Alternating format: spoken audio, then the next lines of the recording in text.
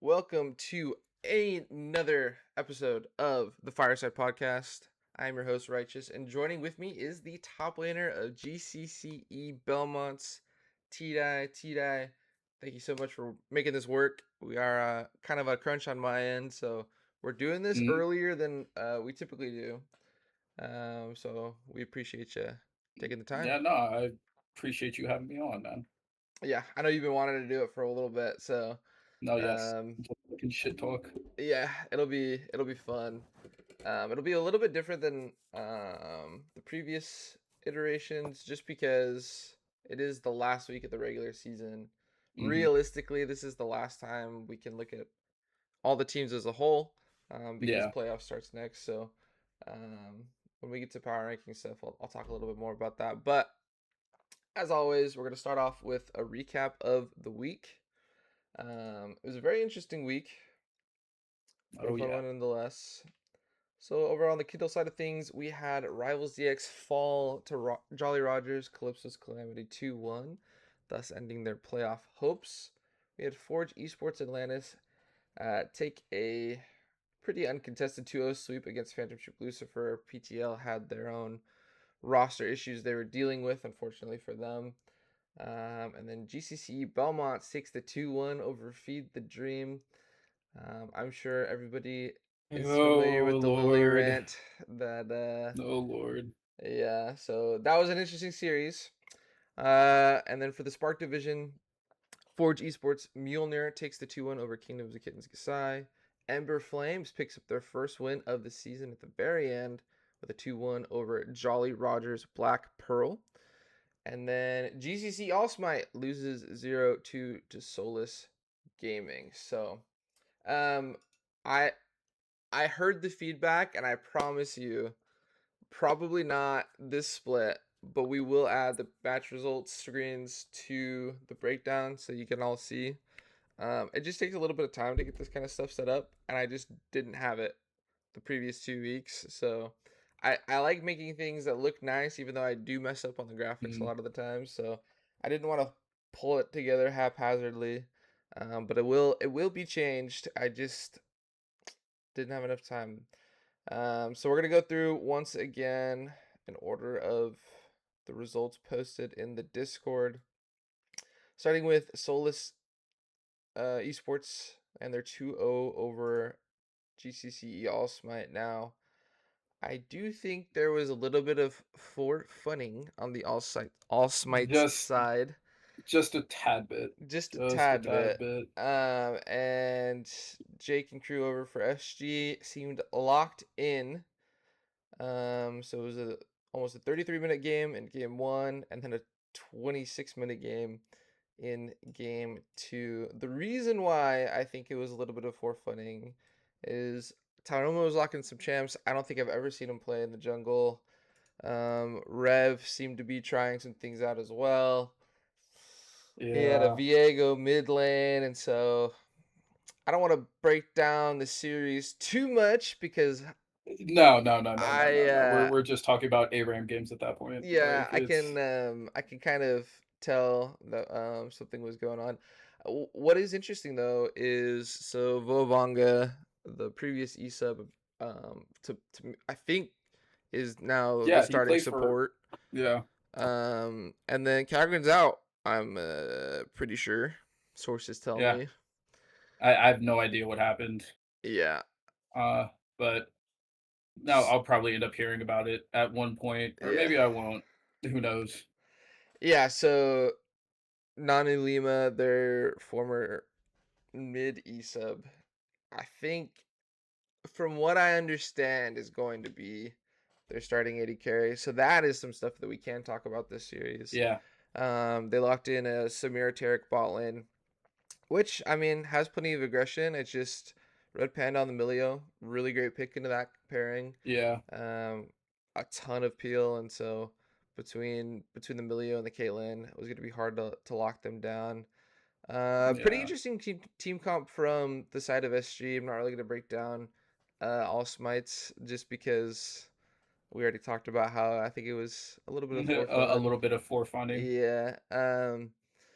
IDK Inc. brings out the Poppy into. I'm assuming they thought it was Viego top when picked, but Poppy top nonetheless. Into a lane that, I mean, on paper shouldn't really do well into the Lilia, but made it work.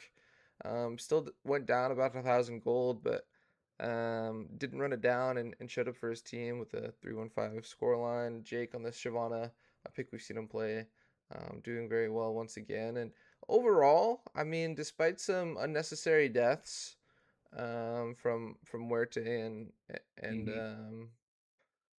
the bot lane there, I think they played a really solid game. The comp was very interesting. Lucifer on Aurora, something I don't think we have seen Yeah, thus I was gonna say far. I didn't even think he played Aurora. I thought he was more of like a melee mid player Yeah. from Um, what I saw in the entire pool. so it wasn't really for fun for SG, but we did get to see some things we haven't seen from them before, which is actually really good to see heading into Yeah. playoffs for them. Anything about this game one you really want to talk about, or It, nothing insanely, in yeah? my opinion, right? I think the only thing that could turn out like of value for them in playoffs is the Shyvana maybe. Mm-hmm. Because I do think that champion can kind of just like take over games if you just give her a free matchup, give her like a couple winning lanes or just not 100% hard losing lanes. Mm-hmm. So she can just freely farm, scale up, and then just becomes a team fight monster at like 2 items, 3 items, and becomes impossible to kill.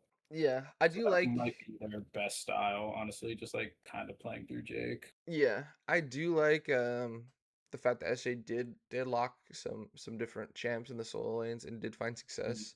Just because playoffs we move from best of three to best of five, right? So as the Yeah. series goes longer, you're gonna want to have some more comfort built into your pool. Otherwise, nobody wants to have a 4 or 5 game series. Everybody wants the 3-0. But just in case, Yeah, having those exactly. champions is good. Um, we move on to game two. Game two done very, very fast. The team comp, Holy 25-minute win. yeah, the team from All Smite, it's actually kind of fun on paper. So you have a triple melee top side, but a very aggressive triple melee top side. So you have Zac in top, Silas in jungle, and then Akali in mid. But then you have a Kindred Karma bot lane, AD which, carry. yeah, is kind of interesting. Didn't really find success into Morte and Red Panda once again, so um, Nanu and Vovanga are gonna have to figure out their synergy basically in about a week, or less than, um, as they try to make some episodes happen in playoffs. Jake pops off on the Xinjiao going 11-4 and 11, most gold in the game. Lucifer and IDK locking in some different solo lane champs once again in the Victor and Singe respectfully, Mhm. and Muerte and Red Panda lock in a MF uh, Seraphine bot lane. And what's interesting is at MSI, right? We saw Yep. a game five MF struggle in this meta. But what's interesting is in IBSG, MF kind of popped off this week. I know at least twice. Hmm. It was locked in and did very, very well this game, and I think a game in Rivals series. Um, and MF's one of these champs that I think if the mage meta didn't exist bot lane, we might see her played more, especially Hmm. with some aggressive team fighting tools. Um, that's something to track, I think, because MF is a very comfortable champ for a lot of IBSG AD carries. So we'll have to see. I'm curious to see it ramp up a little bit. We hadn't seen it very much at all, and then this last week we see it twice at least. We might have seen it more. I just don't remember. Um, but I mean, it was a nice, very very nice team fight comp from SG. Osmite is playing a comp that if they get behind, they're never going to get back into the game. They're only scaling Yeah, Kindred, exactly. and that's kind of a weird scaling con to play to. Yeah, Um, exactly. And then I'm looking at the GA on Jake. And it's like, let's yeah, say that they do find a way to pop that ever in a fight. Like what damage and what tools will you have left to actually kill him the second time? Yeah, Then I think that champ just actually just heals to full and just yeah, kills your entire team at that point. yeah. And I mean, obviously it was a singed Zac matchup, but the fact that IDK locked in the singed and actually performed decently, He's been saying he was gonna bring out the yeah, Singed for like I think for the entire split. that's a For the champ. actual entire split. That's a champ that when you go into playoffs, if the team knows, hey, this guy can lock singed, it's one of these things that like, do you eat a ban every time in a best of 5 series just to keep it from being played? Or do you let it up once to kind of deal with the consequences? Because Singe is a champion that, I mean, everybody knows about Proxy Singe, Inting Singe, whatever you want to call Exactly. it. Where really, if you feel like you have a matchup for it in lane, it just won't lane with you, right? It'll find Mhm. opportunities to just go, you know, mess around and do something else, maybe impact mid or go in the jungle or whatever. And so I'm curious to see Yeah. if SG can utilize that to their advantage as they go into playoffs. But well, we'll have to see.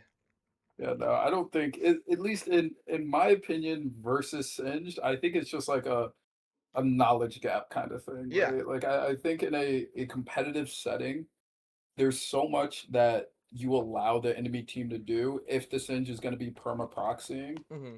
right? Like it's like let's say he's behind my tier one, I'm able to clear a wave before he's just like one-shotting them all with Yeah. like full Leandries, right? I'll probably have like a 30-second timer where I can just like sprint with my jungler to his Krugs and like, Hmm. well, what are they gonna do? And now we're kind of freezing your jungler out of the game. Like, Yeah. okay, sick, maybe I'm down 10, 15 CS to a Singe, but now your jungler's down like a level and a half and can't play the game. No, for sure. The reason why I think it's such a potent pick, and this is again something that we saw in MSI, is as that tournament went on and the prevalence of mages in the bot lane were, I mean, it was basically here to stay. Yeah, You started to see picks like Swain, Mundo, in this case Singed, where if it can go even in lane or just stay slightly behind in hmm, team fights, your mages can't exist. So if you lock in a double yeah, mage team comp, that's to me what I find so curious about IDK playing the Singed right before playoffs is, I mean, IBSG has its own drafting woes on its own, but if you lock in double yeah. mage and leave the Singed up, then I'm really worried for the other team, right? Yeah, because then he's just throwing my carries over his shoulder Yeah, and they at can't run will. away, and they're mobile mages, right? So, Yeah. that's one of those things to that I'm personally curious about because like you said, the lane is one thing for Singe, but Hmm. as the mid to late game comes through, if he gets 2 items, he's gonna be able to run down, like especially if it's double mage, just Yeah, pop a popping Spirit ult, Visage, popping yeah, ghost. Oh god, Force of it Nature, kind of whatever gets it might be, disgusting. yeah, it'll Yeah. be it'll be interesting. Um, a very fun series for both Ember Flames and JRPP, two teams that have been struggling this Oh yeah. split in ECL. They one of them was gonna walk away a winner at the very end, and for Ember Flames, they were ultimately the team that ended up victorious. Um, Finally, that's their first one, right? it's their first one. Yep. Yeah. Oh. They picked up a couple wins here and there as the season went on, but this is their first series Hmm. win. Um, it didn't look like that was going to be the case though. After one game, After game one, yeah. yeah. So 30 almost 32-minute game. Uh, I think Beta did a very good job of pointing out that earlier on, Ember Flames' drafts left a bit to be desired. A little Where bit suspect. yeah, you couldn't really see an easily identifiable win con. Yeah. I think this comp was great. Even though ended up losing. You had a Hmm. very aggressive bot lane in the Draven Rel. You had a team fight ult with Danny. Renekton's a great top laner that you can kind of just stick on. It'll either self sustain or get ahead with resources. And then Shen Jungle into Pantheon.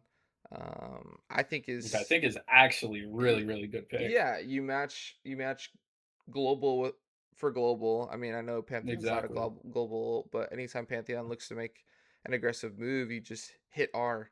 Yeah, You know, Chenault, and you're happy. yeah, and I I enjoyed their draft. However, um, from what I can tell, the early game was poo. So they only ended up Yeah. picking up 3 towers, no objectives after that. The final kill line was 32-14, and it just seemed that like Shifty and Tracker Jackers was able to uh, make the Nubian Just bot lane run the game. pay for some over aggressions. And then they're giga short range into a Mel. Mhm. So it's like, and I don't know. If Yeah, we're not on that Mel, how do we do anything? well, and then you look at your team fight tools. So like Volpone didn't get ahead in lane. Yeah. Majin, I think what okay. Like that's a very hard lane to play into the Mel because you get Hmm. just perma outranged as the Annie. And so if you show up to team fights and you don't have enough damage to back up this like shotgun comp, like Rel ult into Annie ult into Nubian King and Volpone, finishing off these kills, then you're just not gonna have fun, right? Yeah. I'm almost positive that's what ended up happening, where um, JRPP was able to get ahead early. Um, Shifty and Coin Flipped were able to just sit back, let the Pantheon, let the Tom Kench, let the Leona deal with lack of damage from Ember in this game one, and then they just cleaned up kills and ran away with Yeah. it. Pretty uncontested game from Ember Flames, and so like I said, the game one didn't look like Ember Flames was ultimately going to end up winning. However, um, game two, totally different story, where Completely different story. it's a reverse of script. Nubian King probably has his statement game of the season. 21 3 and 4 on this Corki. I really like the Corki Zyra into Twitch Tarek.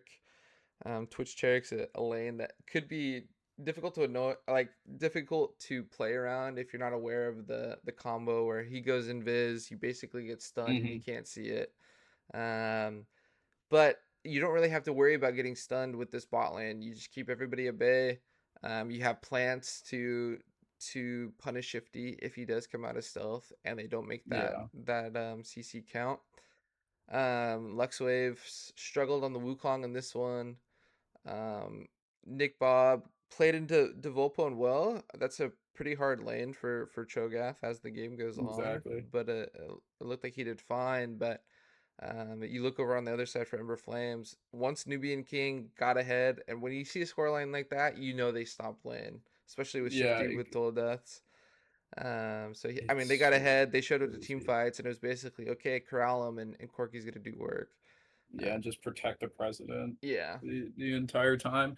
I have had this thought, like literally the entire, or probably after the first 2 to 3 weeks of the season, Mhm. that Nubian King was actually like a good AD carry. Mhm. He's just sort of elo held kind of thing. It's Yeah. like, I agree. So I think I had him close to the middle of the rankings after week one, yeah. especially when we saw the auction come out, and he actually played pretty Hmm. well on it. My issue with, I guess, the Nubian bot lane duo, um, but specifically Nubian King, is like I feel like he has like 3 or 4 champs that he plays well, Hmm. um, and I don't think that those 3 or 4 mesh with what Nubian Princess does well, or at Yeah. least the champs that she wants to play. Hmm. And so it's one of these things that if you can't synergize, like in this game, they synergize great, especially into what Yeah. the opposing bot lane was trying to play, and it showed. Like Nubian King got to play his game.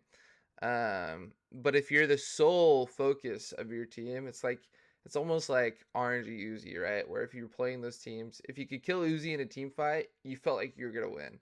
because nobody else could pick up the slack. And that's kind of like this is like Timu version of that, where if you Hmm. kill Nubian King against You're Ember like, oh, fight's Flames, easy. the fight is easy. And so they didn't get to. JRPP didn't get to. They had Ember Flames had a really nice draft, and Nubian King popped off, and that continued into game three. 32 minutes, Nubian King goes 14, 1 and 10 with a Milio. So you have Yeah, Munar no, this Milio is into Ash Seraphine. Not the Lucian that we see typically, but it's the same thing. You can get aggressive once the CC comes through as long as Milio's not getting hit. Um, this Yanara gets to go rampant in the bot lane, and Shifty and Tracker Jackers were punished. Double 80 carry comp from JRPP, no. kind of interesting. Not something that we have seen very much, at least in pro play, for quite some time. But coin flip to his credit did pretty well, 4, 2, and 5 on the smolder mid. Kind of a easy answer into Malzahar. You don't have to interact with him, and you can stack off his Yeah, stack for voidlings. free. But Smoker on the Jack's jungle gets to get aggressive early. Um, I like the Bork into Skarner, where he's going to be stacking health, especially when you see the heart steal start to be built. Once you get that item, I don't know which item came first, but once you get that item, you can basically run at Skarner, so long Yeah, as your lanes have prio, and Skarner can't really do anything. Um, Nick Bob on Garen actually did really well into a pretty tough matchup, I would say, into the Malphite. I mean, the Malphite yeah. stacks armor, and eventually you can't really play, but actually got ahead uh, in gold and in lane prio, and um, I don't know. I mean, it was really good stuff from Ember Flames. I really liked what they did with their bot lane in games 2 and 3, and then Yeah, surrounding the rest of the I'd team agree. comp with that focus. I know it really is like IBSG Uzi comps. Yeah, pretty much. Or really. Wait, did we skip over the Atlantis game? Oh, we did. Yes. Oh, So let's go back and do that. Um, so I don't know if you know what happened with PTL, but yeah, I basically, have no idea what happened with PTO. I think it was their jungler that said, Mhm. "I can't make it." Pretty last minute. Oh, And rather than finding a jungler eSub, they shifted their usual 80 carry Barbar Jonks into jungle. They shifted their support into 80, and then they brought in a support sub, and it did not do well. that's I mean no, it that's did not. that's No, basically it what did it not. came down to. So um I actually got to watch. I was at work, but Forge streamed this series where Tactical Nuke got a quadra kill on the first dragon, Oh, and so game's just over. yeah, it was pretty Game, much game is just over. pretty much just over. Yeflo had to suffer into the Alawi as an Ornn. Yeah. Tactical Nuke got Giga fed. Deadly and Crow picked up the Lucian Milio into Ash Seraphine. PTL didn't have bans, and So it's just so hard. it was It's just a just so hard to play the game. very hard game to play. Now, to break down some stuff, I do like both comps in a vacuum, right? So on the one Yeah. side, like if you're dealing with a bunch of roster issues or a bunch of unknowns, just lock in a strong front to back, and that band-aids a lot of it, right?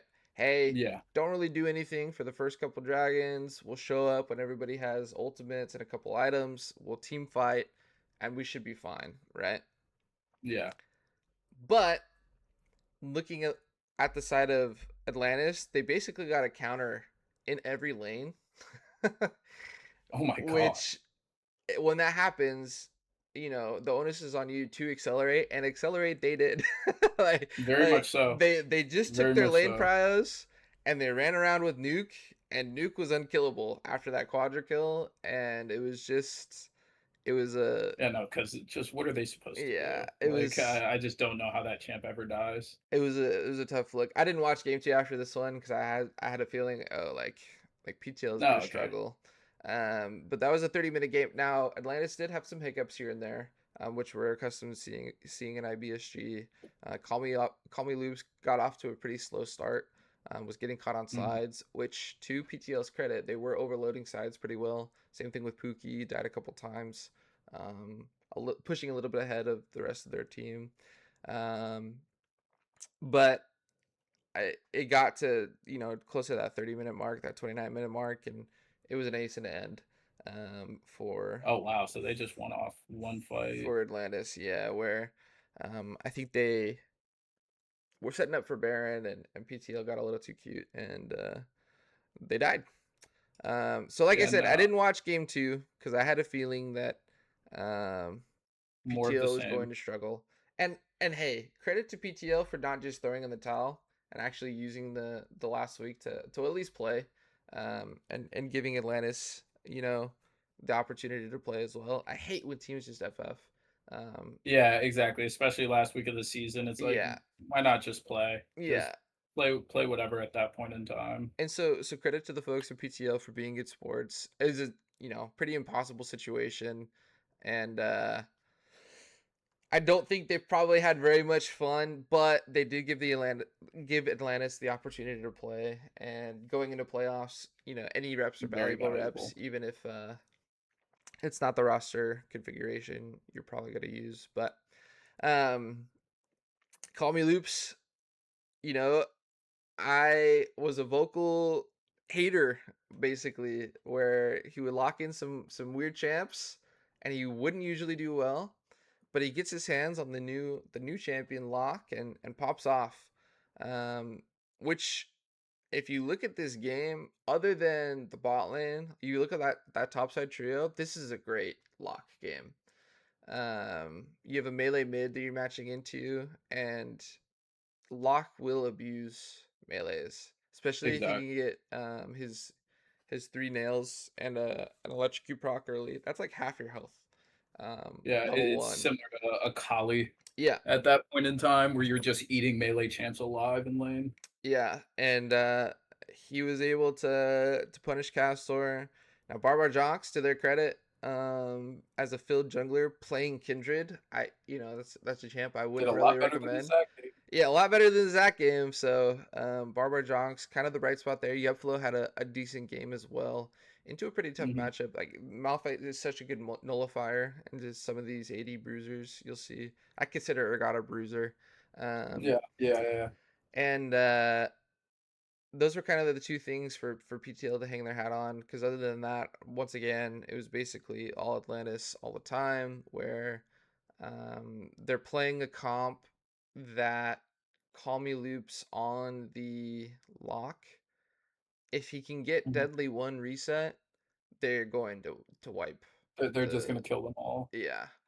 And so Call Me Loops pops off, Deadly pops off, a lot of supportive like cast around them, so tactical nuke on the Jarvan to corral a pretty immobile team comp from PTL. Pookie, same thing, can punish. I like the Kindred ult into those two characters, into those two Yeah. champions, but it was only going to offer you so much.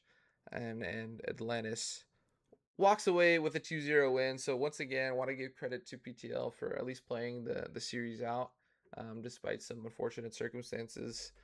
Um, and credit to Atlantis.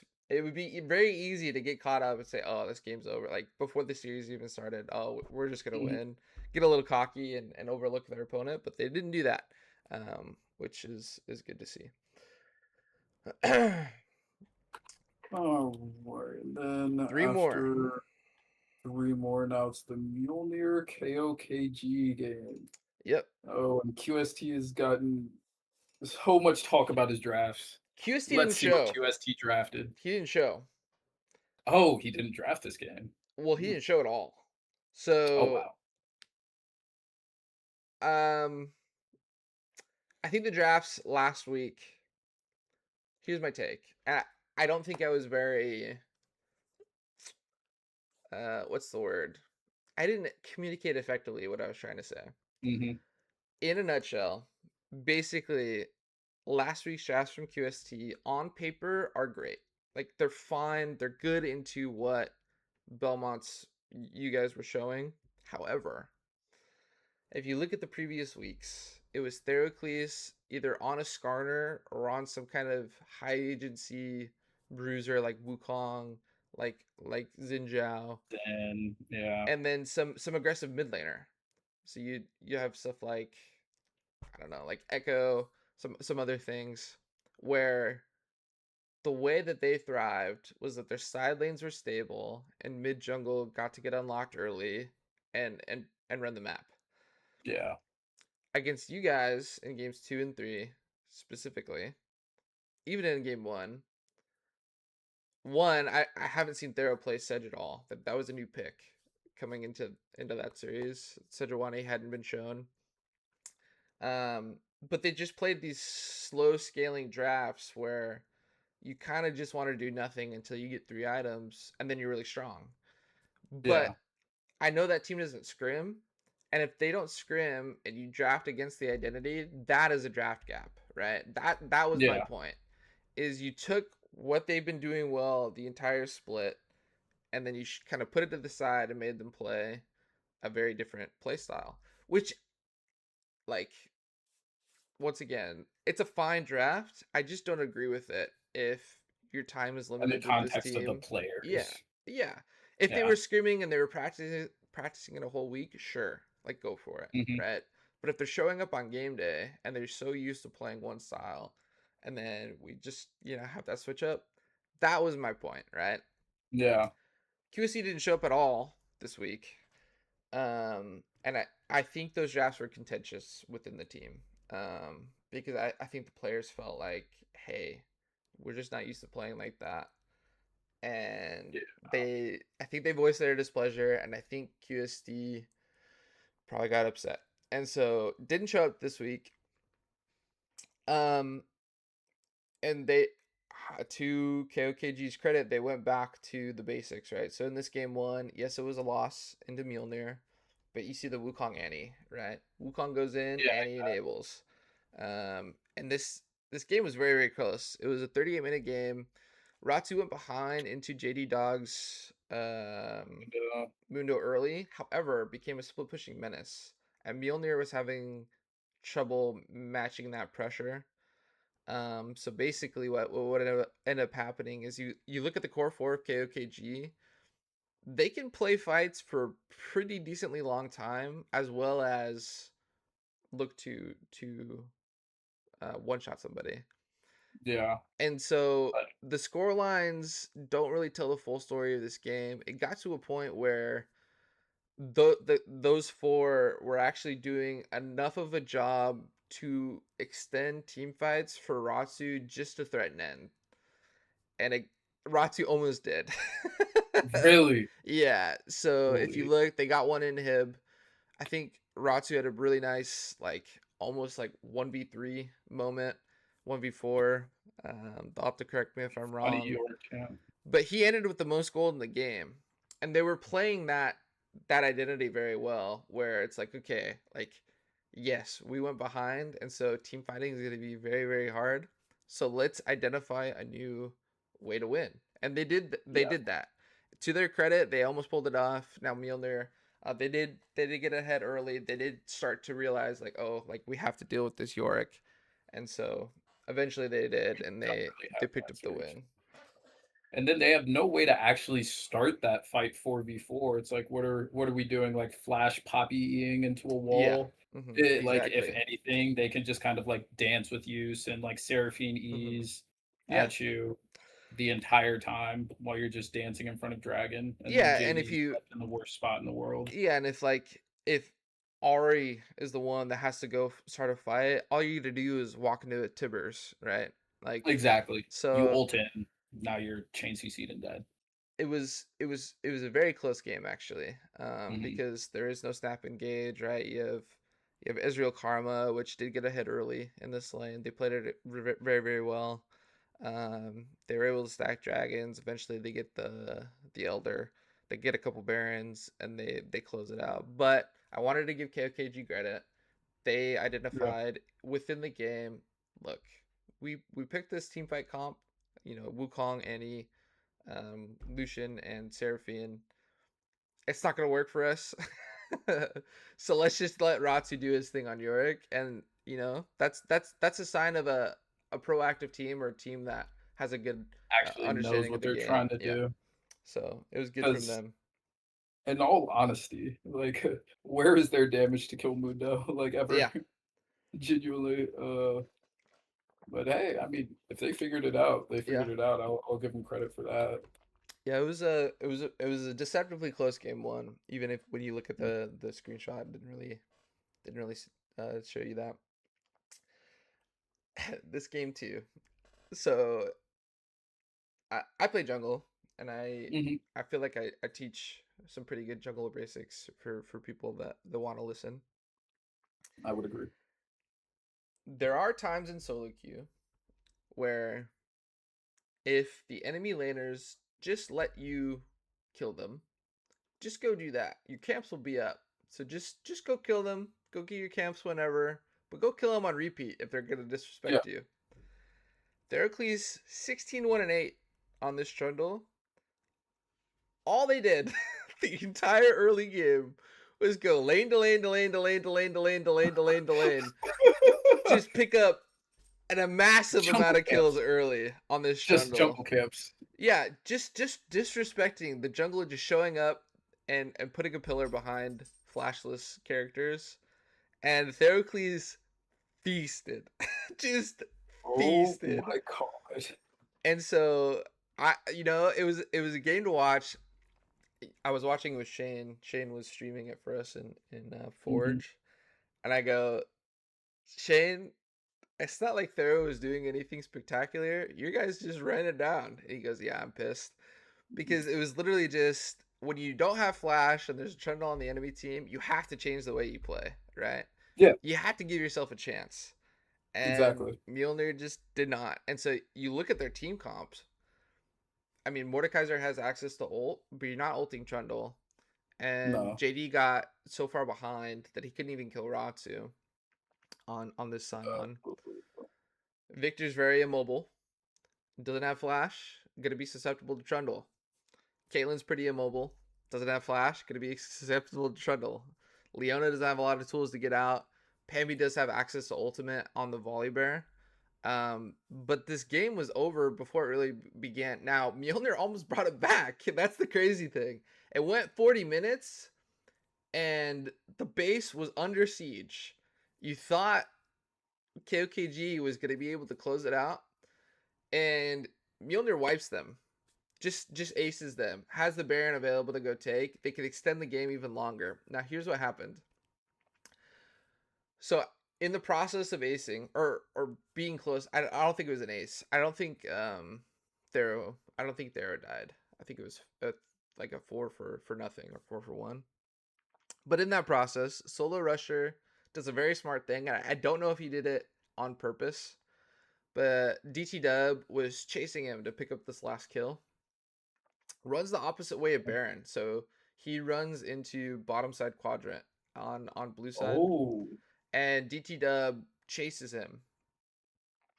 The rest of Mjolnir goes to the Baron, right? As that kill is getting picked up. They start Baron before Caitlyn gets there. Don't escort Caitlyn. And so Thero catches Caitlyn on the way to Baron, and DT Dub dies. So it was one of these things that we like. Mjolnir has this like jubilation moment. Oh, like we've defended the base. We have access to Baron. We could potentially win this game after just sprinting it early, just dirty inting it. And Just then dirty. they get their win, and they don't cross their eyes. They don't dot their eyes and cross their T's. And DTW gets caught, and then they went from oh we could win to oh like our game's probably over. Like it Oh was just such a crazy game. gosh. Goes 40 minutes. But yeah, I mean, I don't know if Solar Rusher did that on purpose or if he was just trying to live, but it ended up being a very great call where DT Dub doesn't get escorted, and this Trundle that had been kicking everyone's ass went back to doing that because DT Dub had no sums. Tries to link up to take the bear and he gets caught in between. Um, That's so sad. so Like, KKG, I mean, they were showing some proactive things this series, and they were very adaptive in in a sense, identifying game variables and punishing mistakes. So that was good. But yeah, it no, was a really. banger of a game. Holy Thero just 1v9 Yeah, Trundle performance. It That's was insane. it was pretty crazy. Now, game 3, 28 and a half minutes.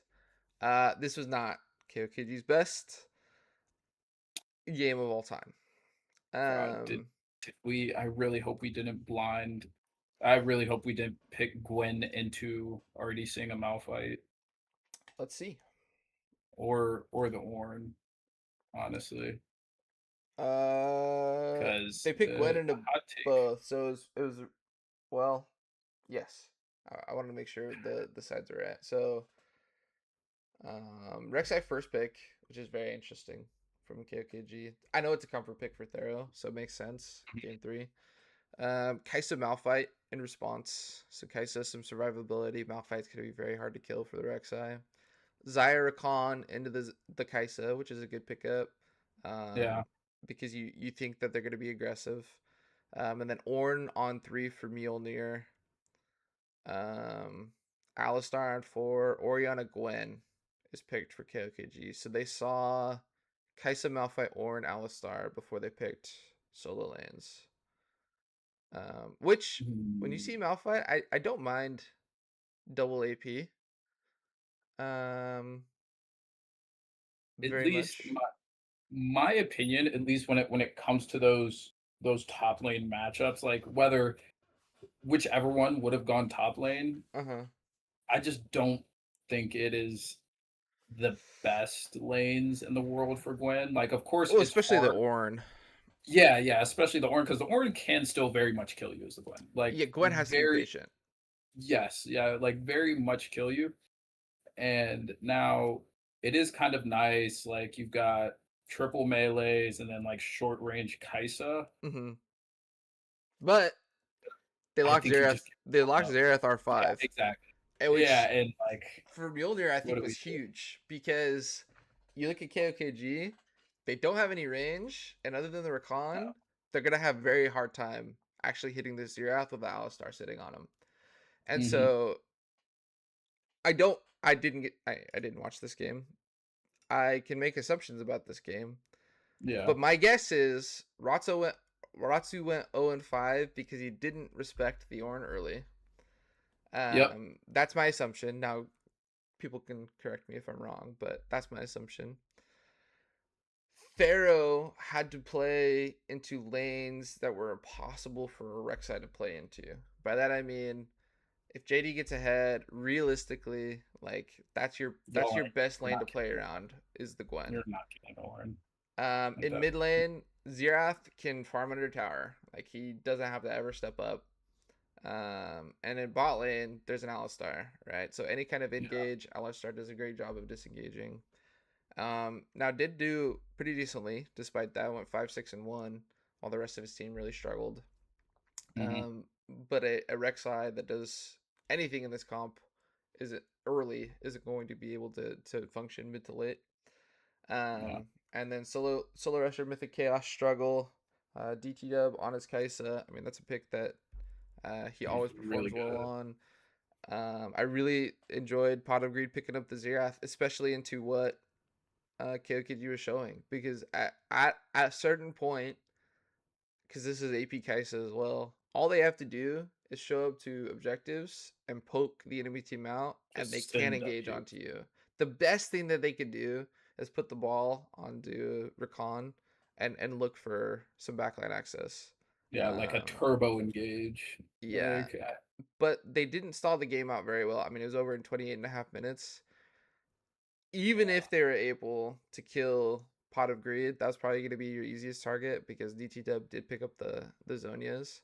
They weren't going to Hmm. have enough damage to deal with Malphite, Ornn, and Alistar, right? So Uh, as long as Mjolnir could keep one carry alive, it was kind of cooked. yeah, fights one. And Yeah. then I think this game would have had to turn into like exactly what they did in the York game. Yeah.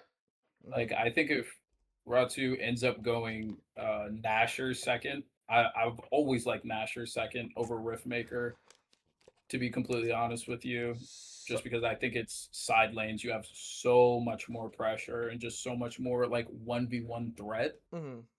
And like imagine he doesn't he takes TP instead of Ignite, but like hindsight's 2020. Now you got a Gwen that is just kind of funneling themselves gold, Hmm. and we are slowly not able to match that unless we end up sending like our Zerath back. Yeah. But now if we send the Zerath back, where's our damage coming from? Like now we're actually able to put them in a little bit of a bind. So But it's something about Gwen, and I'm not sure. This is my take, right? And this is coming from my top lane buddy who's currently Diamond 2 right now. If you're gonna mhm, play Gwen, you should build Nashers first, because it helps you oh, manipulate the custom wave. taught. It helps you manipulate the wave, and it helps you trade better, right? Because of the passive. It's such good synergy with Gwenny, where Mhm, basic attacks deal 15 plus 15% AP bonus damage on hit. Where if you go the Dusk and Dawn, which he agrees that Dusk and Dawn's good on Gwen. He thinks it should be built second, after Nashers, because in reality, all you're doing is guaranteeing one more Q snip, yeah, but you're kind of missing out on some damage. Um, so I agree. I think Nashers should be good. I Like I said, this is just what I've heard from my buddy. Where if you build Nashers first, you're probably setting up yourself for success, because if you go D&D, you have to play very slow. You have to make your yeah, Qs land. yeah. It's a lot slower of a play style of Uh-huh. just like trying to chip with like EQs, Yeah. chip down, and then like they're 50% HP. You can now just run them down with like Yeah. E's, Because that's like that's the core ER. three, and I agree. It's Nashers, D&D, and Riftmaker. Like you said though, you have to have Nashers. If not, first item, you Yeah, have to have it second. Um, yeah. Otherwise, you just can't damage the Hmm. Ornn, right? You want this extended fight where you can continually auto and do these things, and Take advantage of Conqueror, all that fun yeah, stuff in your kit. didn't get it done. Yeah, no. Yeah, and then I don't even think Gwen's in the best spot in the world, to be honest with you. No, no. As a champion right now, no. Like, I feel like she's just not too terribly She's like a good good at what four she's five, meant to do. 4-5, like game 4 or game 5 pick. Yeah, yeah, exactly. But Exactly. not the highest prio. We move on to JRCC versus Rivals DX. So Rivals DX was playing for a potential chance, to make playoffs, but they had to win this game. Ultimately, they don't end up doing so. Game one, um, Benzie probably has his best game of Cinder League into Eh, Mossman. which is so confusing to me because It's a nullifier, man. I mean, this Scion, like, if you into him early, which I'm assuming that's what happened. I don't know how Mossman ended up getting so far behind early on. yeah, Um, but it might have been jungle pressure. It might have been just Benzie punishing, laning mistakes. Whatever it is, once Scion has any kind of gold ahead of their AD lane yeah, opponent, he's just unkillable. yeah. He's just simply unkillable. And so we've seen this a Like, lot where Yones are picked into Mundos, into Scions, and they butcher their early lane and they can't stabilize. And that's why I'm a Yone hater. Not because I think the champ is bad. I just, in IBSG specifically, this is like added to the list of like 4 or 5 times we've seen Yone picked into a lane that they should be winning, but they butcher their early game and then they can't yeah, stabilize because because 5 and 10. because the champ is a lot weaker, at least in my opinion, than most top laners, like pre first base, and then I think how you have to play the champion is a lot different than I think what normal top laners are used to, because it plays like a pseudo range champion Yeah, at a certain point in time where you're just like poking and spacing with like Q3Ws, like disengaging. You're like, okay, chip him down, chip him down, chip him down. Now I've like EQ3'd and now you're dead. yeah. Like kind of thing. Yone But is OP not because he straight up wins 1v1s. Because I mean, he struggles into melees, like in mid mhm, too, right? Think of the Akalis, the Yasuos. Like he will struggle early. yeah, The reason why he's so good and the reason why pro players love him is because he allows them to manipulate waves and zone off the enemy laner. Like that's his big thing. Is once he gets a frozen wave state, unless you have tools to break that freeze, he will just E and then just start chipping damage into Just you. running at you. And then he'll snap back and take a winning trade, and then the wave is still frozen, right? And so like to me, Yoda is a lot like Gwen, where you need to play patient. You need to be very aware of your power spikes, and once you hit them, then you can run over your opponent, right? Like then you can do that. Exactly. But until then, you're pretty vulnerable, Yeah. and that's kind of what ended up looking like happened here in this game one for Mossman. Look at the rest of the map. Typhoon has his worst performance since joining ECL. Razors does as Razors does, where actually performs really well. Husky Sauce on Ash Seraphine looked fine. It's just the story of that top side where it seems like Old Man Hands on this Olaf going 9-5-9, and Binzi being that nullifier. Typhoon and Mossman couldn't get going, and they're Yeah. a big part of Rivals' success. Because on the bottom side, like Lucifer 66 did fine, I Am the Pink did fine. Not the best performance as a Caitlyn Blitz into Ash Seraphine, but that's pretty hard lane to play. Once Blitz Q, Yeah. if it goes through and doesn't connect, they will be punished, right? So, but Linda, like there's a reason why I rate Linda so highly. When JRCC plays well, it's because Linda's playing well, and so even in Yeah. the No, I do think Windows good. yeah yeah. I know it's kind of a hot button subject, but I think Linda's fine. Like I don't think she's a KDA player. They are a KDA player. They actually I play. think there are much worse mid laners in the league. Yeah. Like there are much worse mid laners in the league. Um. So I mean, they pick up a very convincing game one where they get all the towers. They actually lost out on dragons, but their team fight is a lot easier to execute. And Old Man Hands got the lead that they needed early, and basically made it so that Husky Sauce are nullified. Or even if they're landing CC on it, anybody else, Old Man Hands Like will run Olaf's straight just to their running back at line. you. Yeah. Yeah. So good on them. Game two, not the game that JRCC was hoping for. So Old Man Hands follows up the great Olaf performance with a pretty lackluster Garnet. Skarner. Skarner's a champ that I think has been struggling as of recently because you feel like you want to play fast on that champ, but it's okay playing slow. Like you have opportunities and you have unique gank angles in the early game with that champion.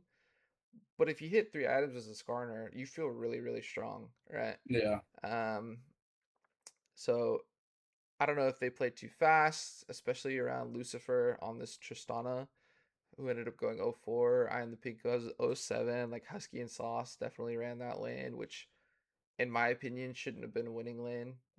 I think No. Braum really struggles into Morgana. I just think my guess is, and once again, you can correct me if I'm wrong, but my guess is Old Man Hands really wanted to play around that lane for some reason, and they just funneled kills into Husky. Goes 13-0-6. Yeah. And once that happens, like even though you have a pretty decent comp, like I like the Mbessa paired with the Skarner. You can ult away some That's targets.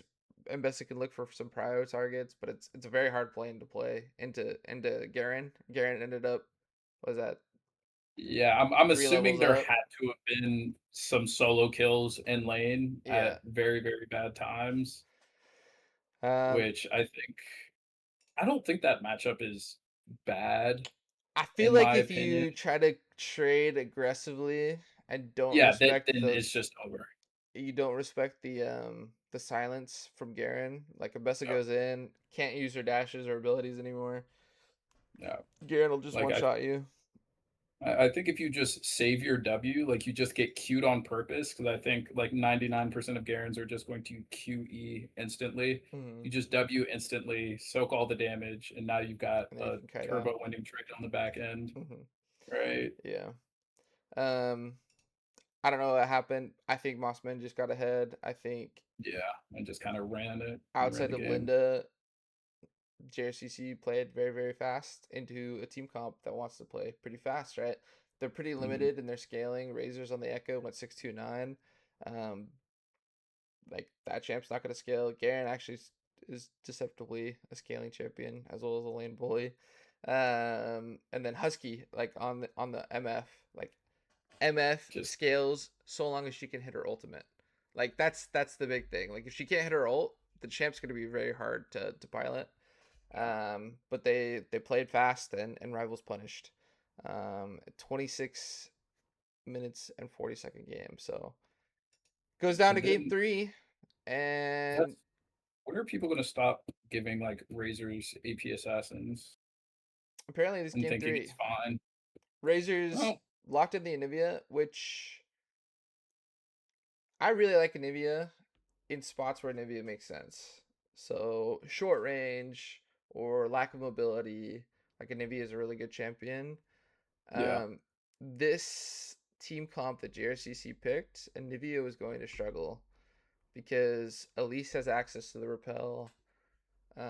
Ari has access to her Ariel. ultimates. Like Sivir has access to the spell shield plus ult, and so it was going to be really hard for this Anivia to have her CC stick, so that Hmm. Typhoon and Mossman on the Nocturne and on the Zaheen could pick up those kills as the game went on. Because she's a supportive champion, right? Like she can be a menace in lane, but come mid to late, like you're playing for zone control, you're playing for team follow up, and it just wasn't gonna happen into Yeah, JRCC's comp. Um, Seemed to struggle and in the 1v1 into Linda. Typhoon yeah, really doesn't have a going buddy other than Mossman on yeah, this and I feel like Nocturne. he has to play on flanks this game because he Yeah, and if he can't goes really in, he's just gonna run. die. Like, Yeah, like it's actually just kind of hard yeah. just because of how easy they can run away from you. But I Mhm. do actually think Mossman probably has one of the better Zahens in the entire Yeah. league. I think Yeah, Binzi I think played a his nice Zahens are nullifying like game. Like really the Urgot, if Zahen gets aggressive, you use your flip, you know. good. Exactly. If he doesn't get aggressive, then you just get to poke him out. And so he ends up 2 levels up over Mossman. My guess, because like Rivals picked a team fighting comp, right? Like they want to group Yeah, up and they want to get Husky excited. It's just the answers that JRCC showed. I did not peg Old Man Hands as an Elise player, but as an Elise player, and it doesn't seem like he's very comfortable on it. But in this comp, it worked. yeah, it worked. Like all he has to do is either be bait for the Nocturne to go in, or look to CC some of those priority targets that are trying to get on top of Sivir and Ari.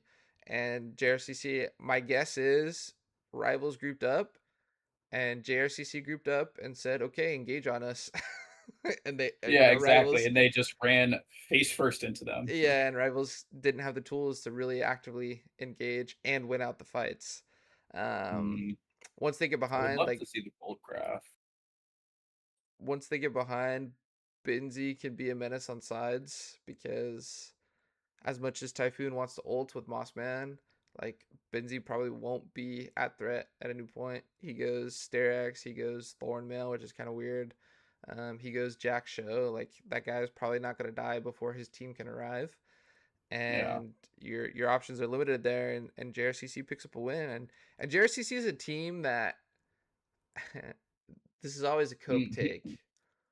Oh But no. but if the divisions had gone another way, I could have easily seen JRCC potentially being like fourth or third seed in different makeups because Um, All Smite basically got into playoffs as like a default just for joining the league and being in a division that had Ember Flames and JRPP in it, right? So like if JRCC is on that side, they make playoffs, right? oh yeah, yeah, yeah, yeah. I So can't agree with that. so it's just one of these things that like on paper, I think they showed Linda showed enough talent, and the rest of the team showed enough cohesion to where either because I think they had some roster struggles as well. They never really had a consistent five until close to the end. Probably later. I know they were like they had that whole thing with with Tech and the ban and the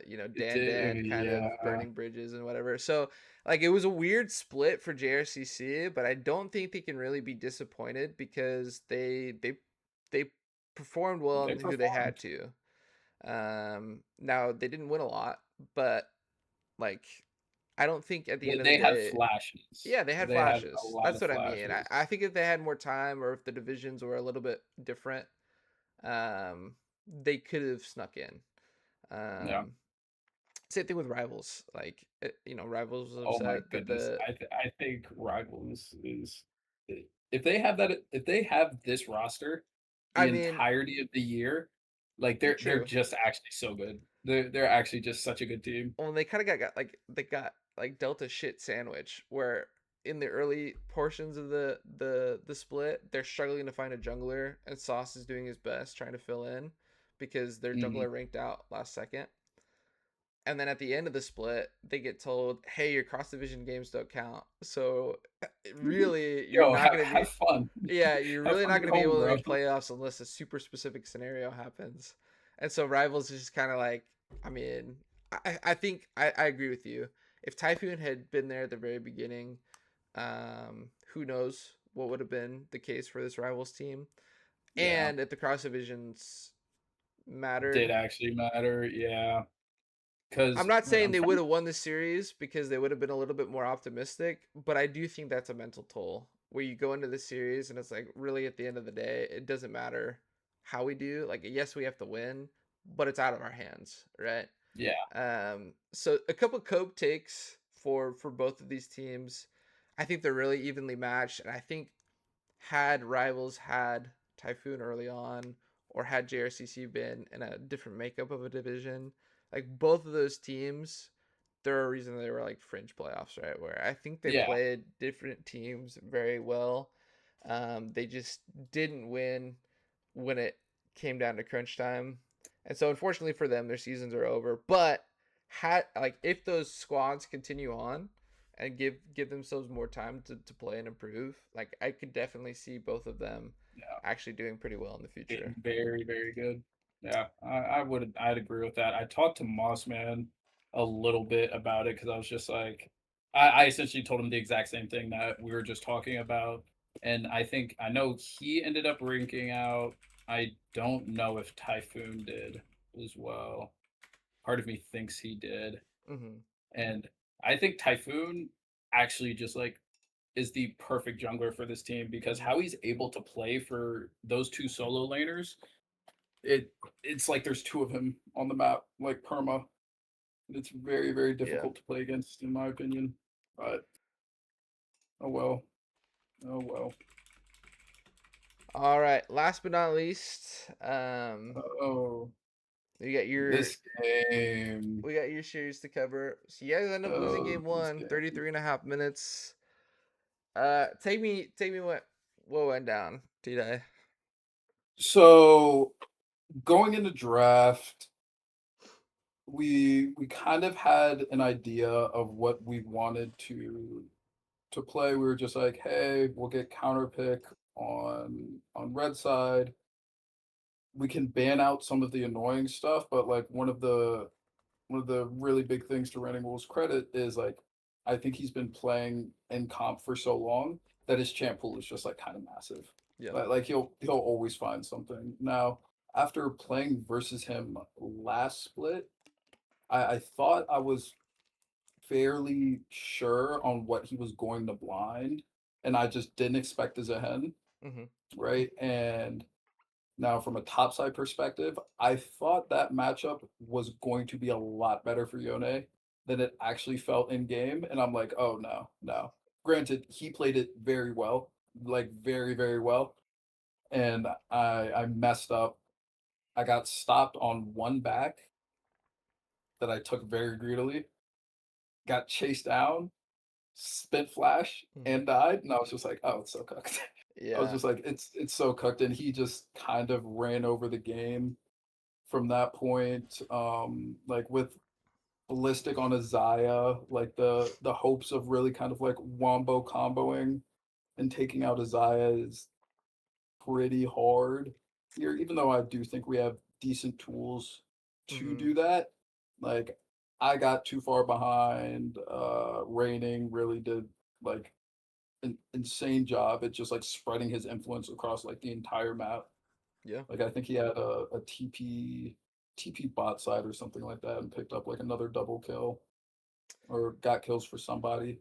Yeah. And at that point, it's like, all right, we just none of us are strong enough to kill him before he gets passive off. And once he gets passive off, like he just buys time for like Lily to go in, Rainster still chucking Mel abilities at you. It's Like it's so hard. so here's my take.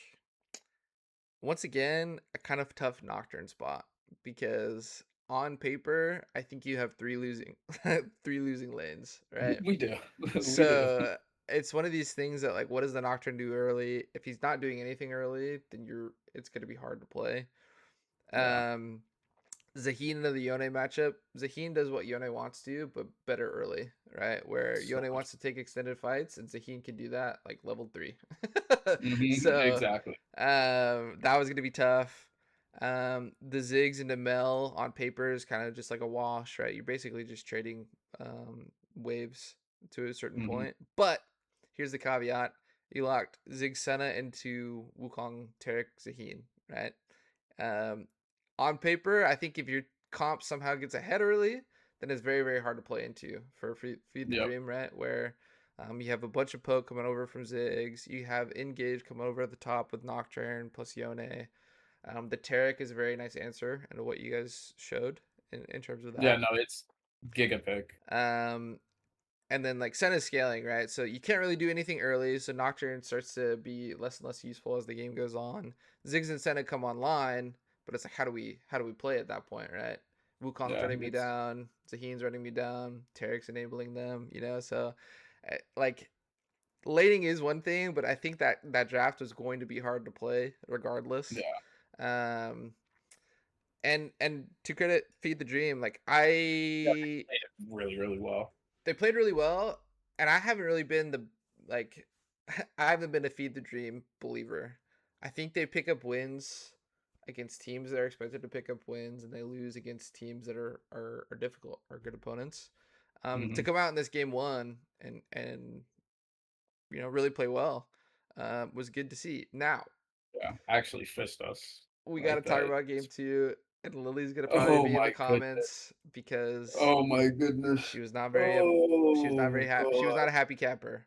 So Ballistic No, doesn't connect, and I don't know what happened.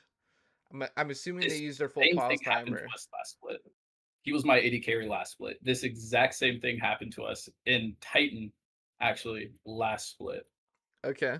where he didn't connect and we just kind of had to play a game out, right? Yep. And I think everything from this game is genuinely just like an absolute wash, Oh yeah. honestly, I just because mean, they're giga tilted, yeah. 4v5, like I don't even know. And then if we go to game three, so okay, listen to this from my perspective, right? So game two ends, we know they're pissed, and we're just like, unlucky. And I think by the time we had a late start for some reason. Like I think everybody's computer was having issues. Uh huh. So I think like by the time game two ended up starting, it was already like 10:15 or Mm, something like that. Like it was already fairly late, right? So we're like loading up everything for game three, mm-hmm. and I go to take a call, right? So I'm just away from my computer, just like talking, deafened, whatever. And I come back and I look at the chat log in the lobby, and it looks like a small Harry Potter book. Yeah. And I'm like, my brother in Christ, like it's so late, I'm not reading that. And Yeah. then everybody is just so angry. Like people on my team are pissed. I hear people on their team are pissed. I'm trying to figure out what happened. To this day, I still have no idea why everybody was like so angry. And honestly, I don't necessarily care to know. But I was just like, why are So we so I promise I don't do these to rage bait people. Here's what I think happened is that Ballistic Demon was having whatever issues, right? yeah. And was that so before game two started in lobby is when you see your text, your scroll of text or whatever. No, that was before game 3. Game three. Okay. So Yeah. game two, Ballistic doesn't connect. Yeah. I'm assuming Feed the Dream used their whole pause timer and then had to play, right? Per the rules. Yeah, yeah. And this is such a weird thing to me. But in tier three in comp and amateur, teams hate when you use the rule book. And I don't know why. Because it exists for a reason.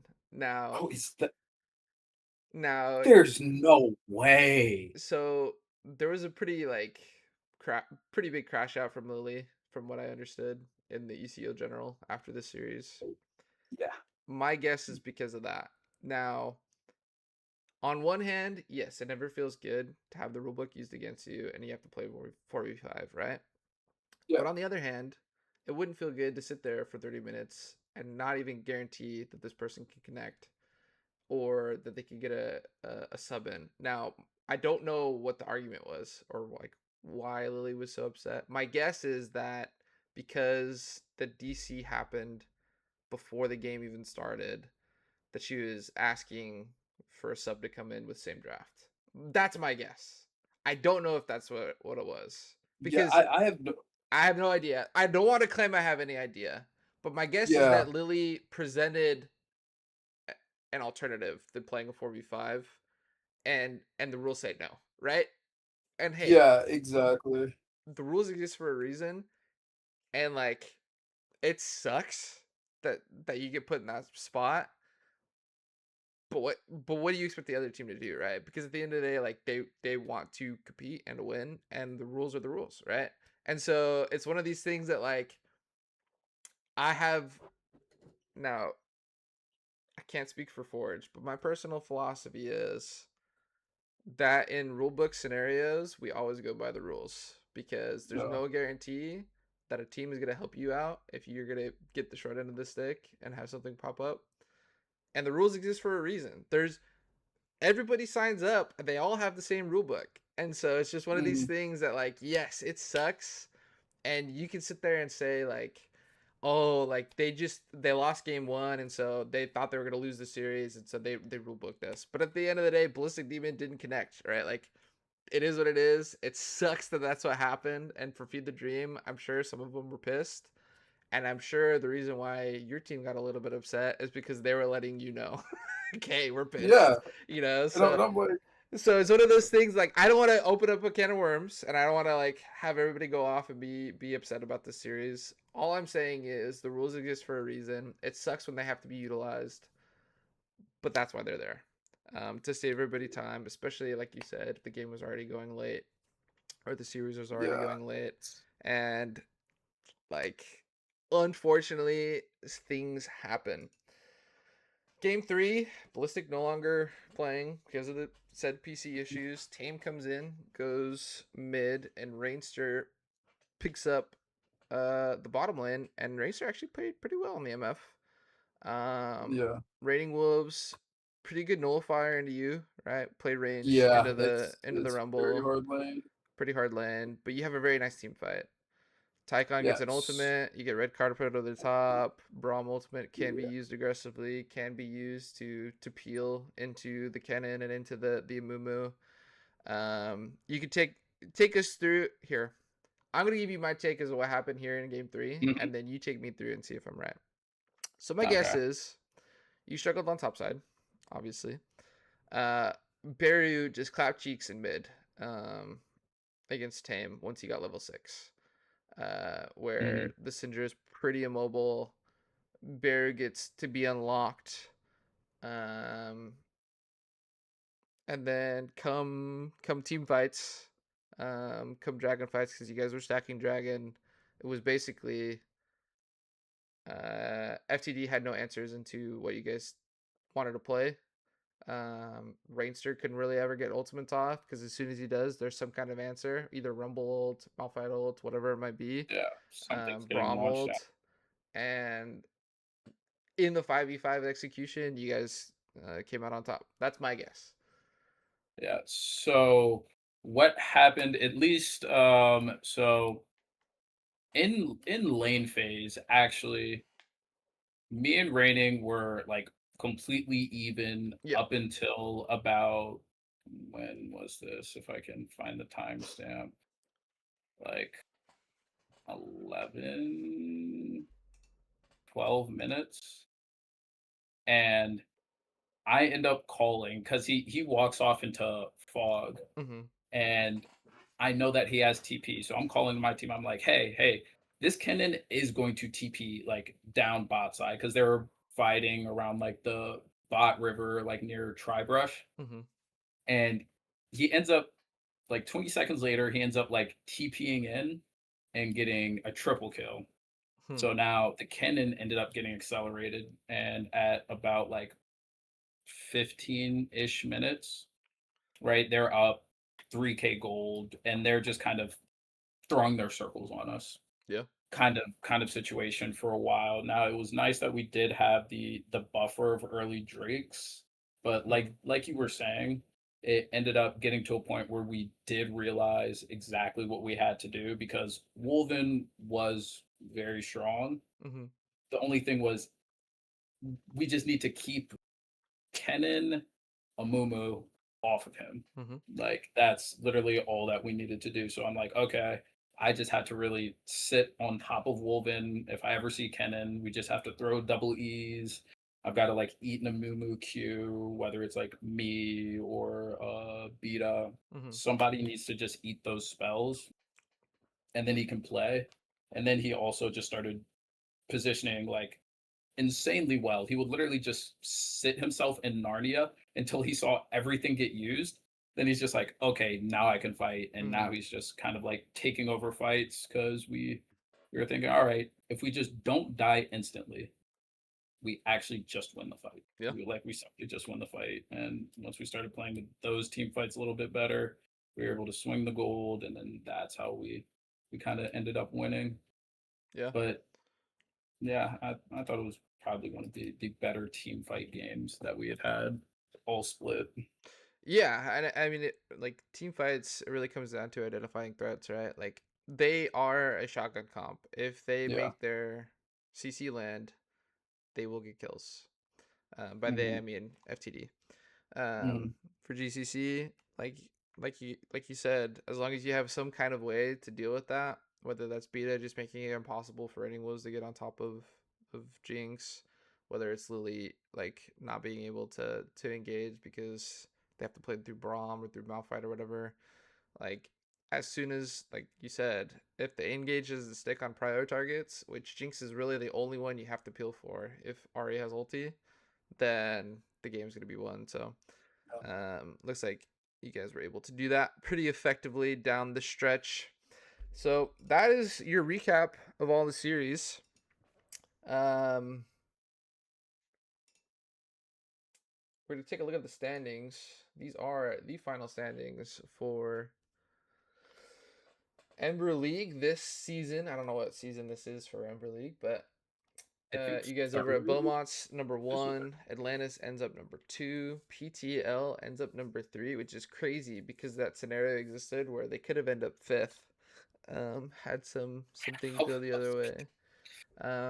Feed the Dream fourth. There's your top four playoff teams for Kindle, and then Jolly Rogers, Calypso's Calamity takes the head to head over Rivals, so Rivals ends up in six. So it was a very fun division to cover, just because Mhm. down the stretch, I mean, Rivals ends sixth, but they could have ended third. Like, They pretty. could have. They were in a very good spot to actually just win everything, in my opinion. Like Yeah. I thought that team by the end of the split was very much good enough to win everything. Um, And then for Spark, Solus remains undefeated within the division. 4G Sports Mjolnir takes the win over KOKG. So KOKG ends up in third. Allsmite gets the default fourth. And then Ember Flame separates themselves from JRPP by picking up that head to head victory. So there are your standings. I'm gonna put it back to us because Mhm. here's where I get to tell you why these power rankings are gonna look different. Like I Oh. said, it's our last chance to really cover all the teams. So what I did was, because there were so many like e sub situations Hmm. and everything, what I tried to do was identify who the starters were for the majority of the split in the positions they played. Right. Yeah. Um, so for top lane, there isn't going to be Raining Wolves because he only played 2 weeks. Oh, okay, It's going to be okay. tame. It's going to be Rainster for FTD in mid. Um, for JRCC, I know that they saw some success with Lucifer, but Muddy was the main carry there. So like, Yeah, there's gonna be some things that like, hey, they didn't play that last look week. weird, but Yeah, like they didn't play last week, or like, can I really end the season with PTL having to e-sub in support, and then or yeah, they move everything around. So what I did was I did take last week into consideration, but this is more of like a final, like what I think is the rankings the overall for hierarchy. for all the positions and teams. Mhm. I'm gonna piss people off, um, but I mean, you always do. I always do. I could literally rank these however I want. Like I do take things into consideration, I try to make them fair, but I could literally do whatever I like. I could just pull them out of a hat and rank them, and people would get upset with me, right?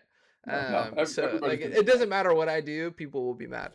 Um, but there are going to be some things that we can discuss, and I'm curious to hear your takes. It's going to start with team rankings, Mhm. but then as we go on, we'll talk about some things. So there's your thing. Everybody has wanted me to do this for power rankings, which is taking the larger body of work and not just a heavy influence of last week. So this is going to be the closest thing to that.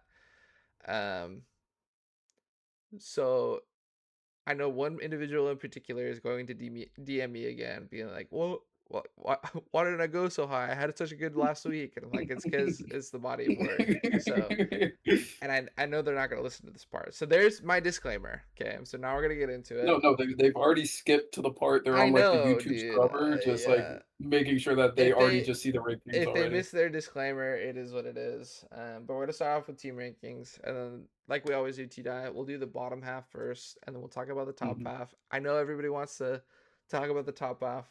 You're gonna want to talk about the top half, I promise you. But we're gonna do the bottom. We're gonna do the bottom half first. All right. Okay. So number 12, Jolly Rogers Black Pearl, the only winless team in ECL, ends up in last place. 11, Ember Flames. 10, GCCe All Smite. 9, Rivals DX. 8, Jolly Rogers Calypso's Calamity. And 7, Phantom Troop Lucifer. Now, before you talk about the bottom half, I do want to say that 7, 8, and 9 were very hard for me to rank, Yeah. especially with last week in consideration. I'm like, do I really make Phantom Troop Lucifer below these two teams, even though they are making playoffs and they had a crap week because of the E sub? I'm like, it's Yeah. hard for me to judge. So here's where the totality of their season came into play. They had a really great win against Solus. They were Mhm. competitive against pretty much everybody they played up until this last week because of the E sub. So they get seventh.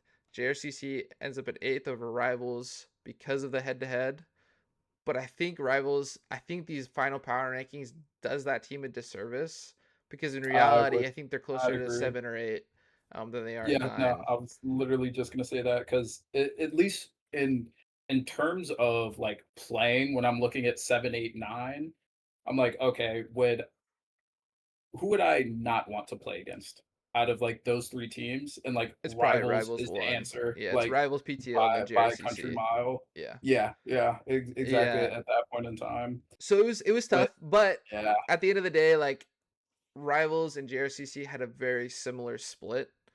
JRCC gets the head to head.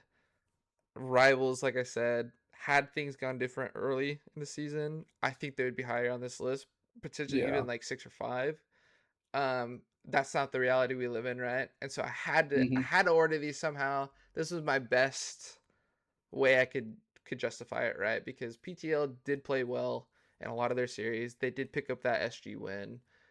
It would Mhm. feel bad to rank them eighth, right? And so that's kind of how it Yeah, ends up. exactly. Like, it's hard justification, especially with, Yeah, like, with Rivals not making playoffs, and it was, like, more of a yeah, we're heavily outweighing, like, their last 3 weeks versus their first 3 yeah. weeks, so So it's yeah, it's hard, it's it's tough. tough. All Smites at 10. I know they're making playoffs. It feels really fluky. Like I'm gonna be honest. So it's one of these things that like, yeah, they picked up a win against JRPP. That's all we've seen from this team, right? Mhm. I can't move them any higher. And then Ember Yeah. Flames and JRBP. Hey, Ember Flames won out in the head to head, so they are not number 12. Yeah, no, they got their win. All right, top half. 6 Feed the Dream, 5 KOKG, 4 Forge Atlantis, 3 Solus Gaming, 2 GCCe Belmonts, and 1 4G Sports Mjolnir. This is rage bait. Okay, This is I what want to hear your thoughts. I will attempt to justify what I have done. This what did Bila say? What was the word that she um used for when uh I made her mad? oh Anyways, god, whenever people start arguing, I just simply just turn off the chat. I'm just like, yeah, yeah, it if I was wanted to read a book, I'd close the computer. Like I yeah, it that's was not what I'm here for. it was some it wasn't like disservice, but it was some word like that where she felt slighted. But anyways, um tell me what you think about the list. Obviously, you're gonna want to start with Beaumont at 2. Let me have it. What do you think? Now, if I'm thinking stylistically, how those two teams like match up, right? Mm-hmm. Because Mjolnir DT Dubs on Mjolnir, Yep, right? correct. Yeah, all right. So it's like if I'm thinking stylistically, how the teams match up, right? Mm-hmm. Mid lane, I would honestly give the two advantages to us through solo laners, right? Mm-hmm. And then I think bot lane, right, is a situation where both AD carries and both supports, in my opinion, are like really, really, really good, like on Mm-hmm. the upper echelon of everybody in the league. Mm-hmm. And it could be just like a stalemate either way. So it does genuinely come down to like kind of how junglers are able to play. And I think the entire season, as well as a lot lately, I think Tycon has just been the absolute best at facilitating his win cons within the game to be able to get ahead, Mm-hmm. right? Like I think that's he can carry games, but I think like by far that's what he does like better than anybody in the league. Mm-hmm. Like if me and Buckby ever need anything, right? Tycon's always there. Like Tycon will drop camps. He's just like, oh, we need something to like go make a play bot side, or like, oh, grubs are good this game. It's just like, okay, like we can force this and like do XYZ idea, right? So I think through that point in time, no slight to Pamby, Mm-hmm. but I think that's where as a team it gives us a bit of an edge as well as like going into playoffs when the core chunk of this team has played together before and played Mm-hmm. together for a decent while. So I think if games like are ever going super late, like we've done this before with the exact same group of people multiple times, so not Yeah. necessarily too terribly worried about it. And that reasoning is sound, right? So part of the Mhm, power rankings is like right now, who would I take, right? And obviously I put Milner 1 and Beaumont's 2. Now here's my reason behind that, right? mhm. You guys are undefeated, but you have lost a lot of games and made series very, very close, right? Where maybe not necessarily like a close, drawn out, long 3 game series, but you've been on the back foot on a couple occasions. And when I look at Mjolnir, yes, they straight up lost a series, right? Against Solus. Mhm. Uh, but I think you at Belmont's do a very, very good job of punishing mistakes, right? Which is a good thing, right? IBSG, if you could do that consistently and effectively, you're going to win, right? So we look at the Atlantis series, right? Like Atlantis ADC gets a little bit too aggressive. You guys capitalize in game 3, you end up winning that series. Yeah. The JRCC one, you guys lost game 2 in draft. I don't even think you played that series Oh yeah, no, I wasn't even there for that for game. the first 2 games. Then in game 3, you bounce back and do what you guys have done. The Feed the Dream one sticks out to me. Um, because in game 1, it really was like Feed the Dream was the better Like team. that is the worst that we've gotten Yeah. stomped all year. Uh-huh. I'm trying to think if there has been one that's been worse. And And so and so when I look at your guys' teams, if teams don't give you very many mistakes to punish, it's not necessarily that I feel like you guys are going to lose, but there is some sort of struggle that goes on. Is that fair? Yeah. Yeah, And no, no, I think that's fair. and for I was Mjolnir, actually for oh, my bad. Mjolnir, I think they're a little bit more proactive in terms of making their own things Mhm. happen, right? But on the flip side, they also give themselves plenty of opportunities to get punished if Yeah, they proactive and they aren't if they're being proactive and they aren't very clean about it, right? So yeah, then I had to gauge, okay, which one would I rather take in like a playoffs best of five, right? Belmont, who plays very steady and will punish mistakes, but ultimately, like I feel like in terms of like proactive playmaking potential, it's looking for those mistakes rather than like making something happen on your own terms. Or yeah. Mjolnir, who does tend to put themselves in positions to be punished, but they are very, very aggressive in trying to squeeze uh, every inch and every piece of gold out of the opposing team when they get ahead, Mhm. right? And so that is why I put Milner in one and Beaumont's two. But, this is a big but, um, I understand why Belmont's would be one for a lot of teams, right? Because at the end of the day, if you're an IBSG, if you can play stable and look to punish, that's a great place to be, right? Yeah. And so that my line of thinking is the the slightly more proactive team I would take in a best of five than the team that looks to punish, right? Because if teams can have clean games and there are no punish opportunities, Belmont's has struggled, whether that's Atlantis, whether that's Feed the Dream, whether that's Yeah. JRCC in game two. Like we've seen it happen. And so over the course of a 5 game series, like playoffs happen, teams are going to be like buttoned up, trying to play their best. Does Belmont gets does Belmont do you guys get those opportunities? Probably, but maybe not as frequently as you did during the regular season. That's my justification, right? And so I'm not trying to take anything away from Belmont's. I swear, be the Mhm. things I hate you guys. I don't. You guys play clean and you look to punish mistakes, and that's great, right? I just think for you guys to take the next step, it's that proactive piece, right? Where rather than just focusing on trying to punish, right? It's what can we do to really like squeeze the enemy Start team snowballing and snowball it everything, out. yeah. And And then I think that's a fair assessment.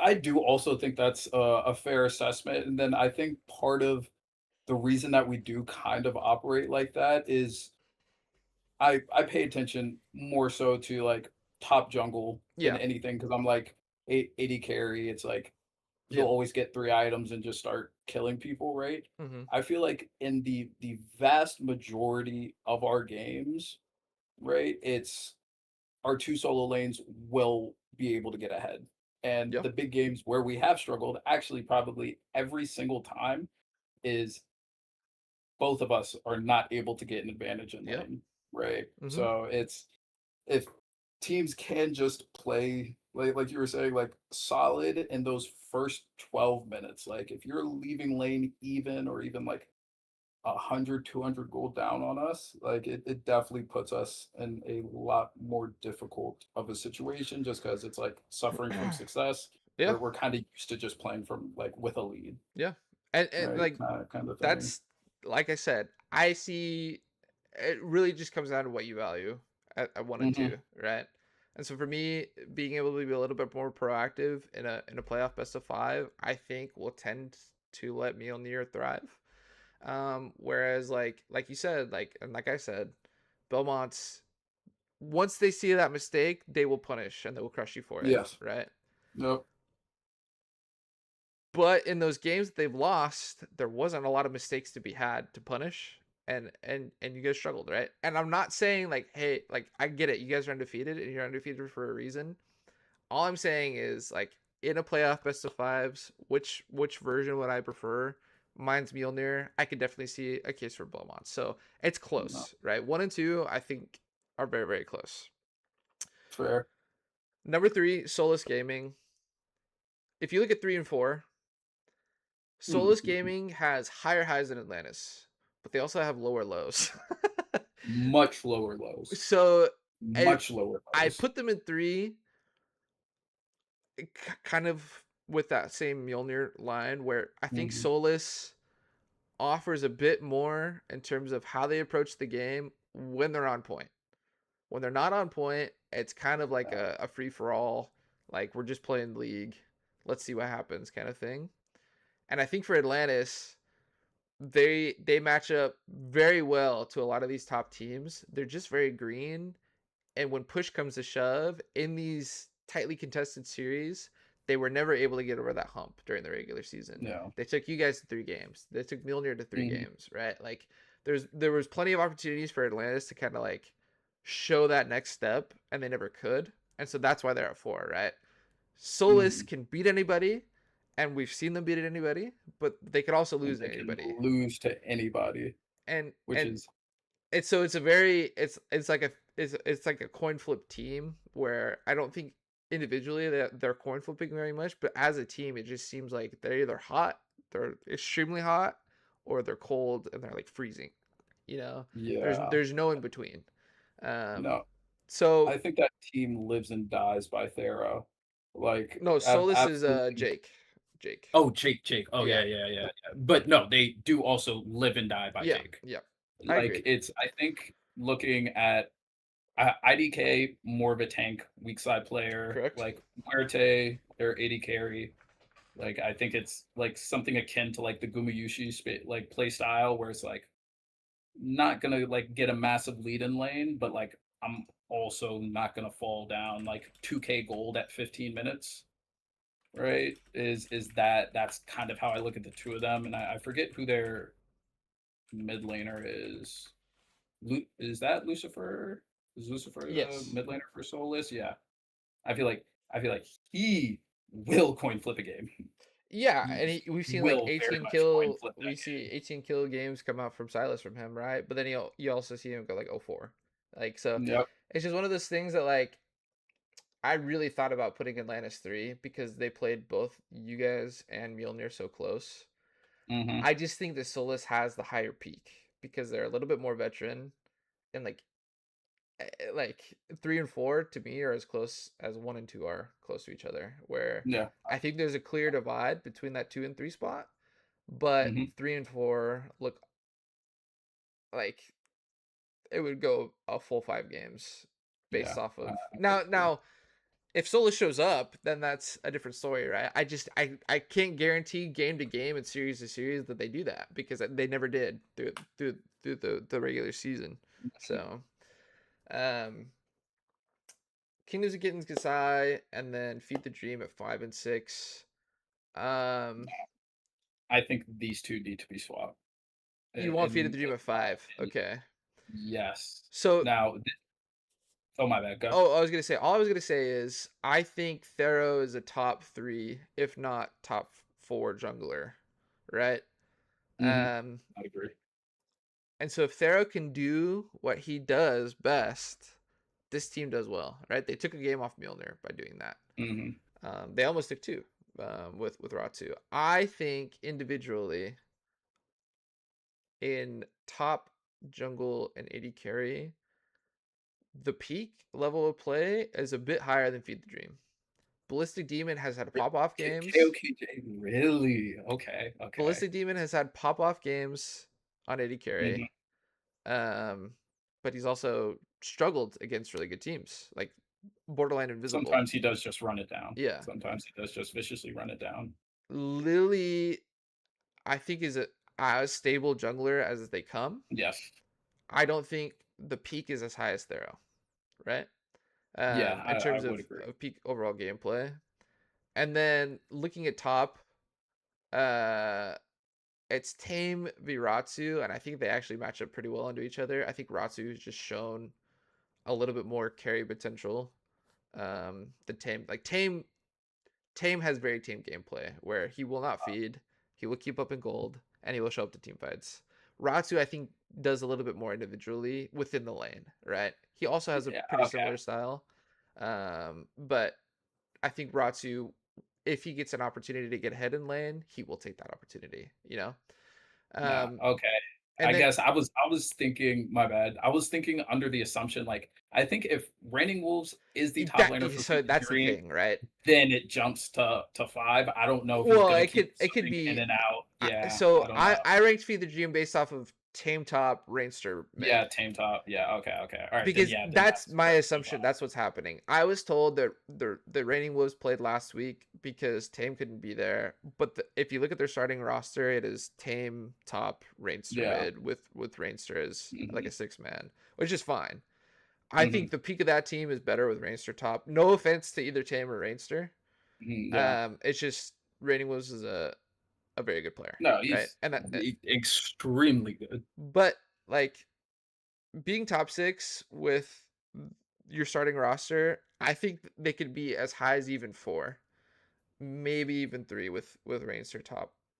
Um, just because Yeah, I'm not mad at that. Yeah, no, ma- I'm not mad at that. maybe like 3 is a stretch, but as high as 4, I could definitely see it, right? Yeah, Um, so it really just depends on what they ended up decide doing, like they decide to do in playoffs. But yeah. In to terms my of that knowledge, roster. and this is my knowledge, it's going to be team top Rainster mid. So Mhm. that's what I Okay. went off of. And then I think for KOKG, I think um, Solar Rusher is one of the best mids in the league. So um, Yeah, no, he's actually. I think I said something about it like maybe like week 3 or 4. I was just like, I don't know who this dude is, but it's like it looks like he's kind I of popping think off there. I think in terms of like if you're ranking these teams off of mid jungle synergy, it would probably be like Barry Tycon, Pambi POG, Pot of Greed. Um, then it would probably be KOKG with Thero and Solar Rusher. Mhm. Um, and then maybe Solus. So yeah, like I definitely feel like the top 6 are very good. Feed the Dream up in the air. Obviously, it depends on who they trot out on the Rift. Yeah, Um, I'm not completely sold on PTL. I know they picked up a Solus Gaming win. neither am I. I Neither am just I. I think that was outside the norm for them, right? And when I look at that roster, I think they're pretty limited in how they can approach games, and that's scary for playoffs. Um, Very having much so. a a diverse way to approach games would be better. But there's your team power ranks. Like I said, I know Belmont's is gonna be mad. I think Teedye and I had a pretty good discussion about it really just comes down to what you favor more. Mhm. Um, like I said, 1 and 2 or basically 1A 1B. You can debate till you're blue in the face who should be ahead of who. Um, Yeah, I and I recognize that Belmont's is undefeated, but playoffs is a different beast, and so when you I guys are mean, shaky, that's ran what it down that's last what night. concerns me. So We ran it down in Titan playoffs last night. yeah, so it's one of the. But hey, you guys won. It went 5 games, We but you did guys win. won. So like, to Belmont's credit, like, and that's the piece that you're telling me, right? It's like you guys are very Mhm. veteran. You've been playing together for a long time. When push comes to shove, that's gonna put you up and to be in a better position Exactly. than a lot of these other teams. So there's your team power rankings. We're gonna move on to the top lane rankings. And so, like I Ooh, the said, top lane ranking. body of work. So Body of work. that's what we're going for. Yes, I took into account last week, but body of work. So Mhm. 12 Vopone from Ember Flames came in. I mean, tough position to come into. Uh, Yeah. didn't really get to play all that well. I didn't really have a chance to really try to improve. So it's tough, but they're at 12. 11 Rev from GCCe All Smite. Out of position player, best win against JRPP. Kind of trolled last week. We've only seen them play 3 times, and Mhm. so it's hard for me to go any higher. Nick Yeah, Bob, I it's think, has had. I mean, Nick Bob struggled this entire split, but has had higher highs than Rev ever showed. mhm. So Nick Bob at 10. 9 Yefla from PTL, 8 Binzi from JRCC, and 7 IDK Inc. from Solus. I mean, this is your domain, right? You played against a lot of these players. What Yeah. do you think of 7 through 12 spots? So I had honestly pretty much agree with you on everything. Like Volpone, like didn't ever get to play versus him, so it's just like I'm kind of match result Andy at that point in time, and Mhm. it's hard to look good as a top laner, especially if you're playing like a melee bruiser and like your Yeah. entire team's losing because you just kind of like run and die on repeat. Rev like kind of just roll swapped and whatnot, so that's difficult. Yup Mhm. Flow and Nick Bob, I would say that's definitely the correct ranking.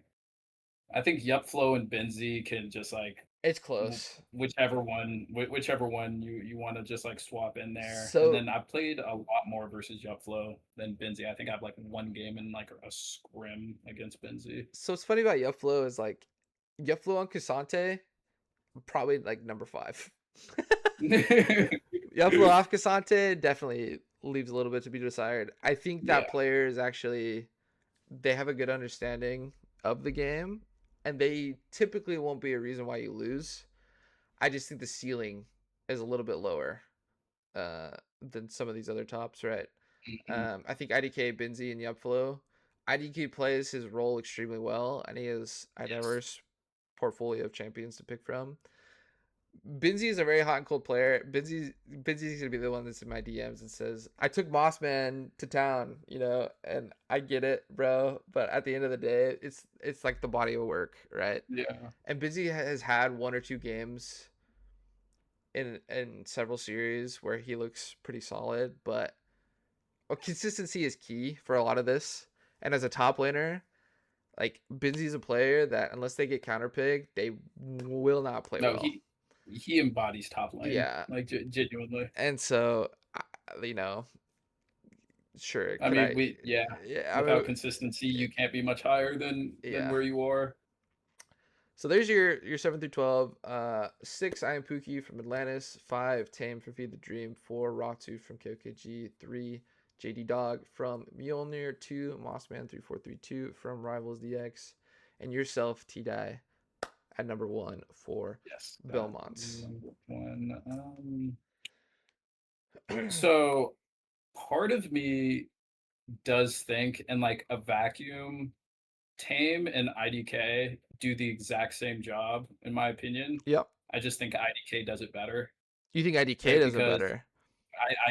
I genuinely think IDK does it better Okay. because I also think in the body of work of top laners that they've played versus, I think IDK's gone up against like just much better top laners, That's true. like by far.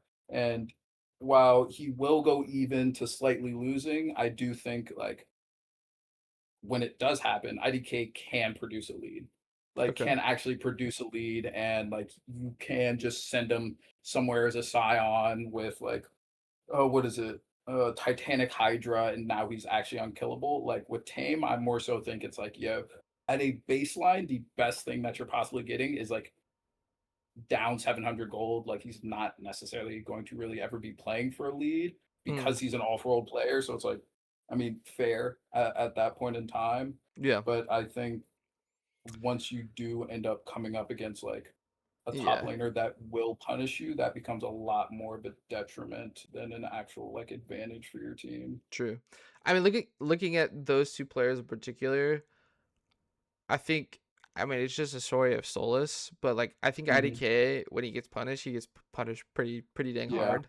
I think Tame does a pretty good job of nullifying that, right? Hmm. And so I agree with you. I think IDK could also produce higher highs, but he also produces lower lows.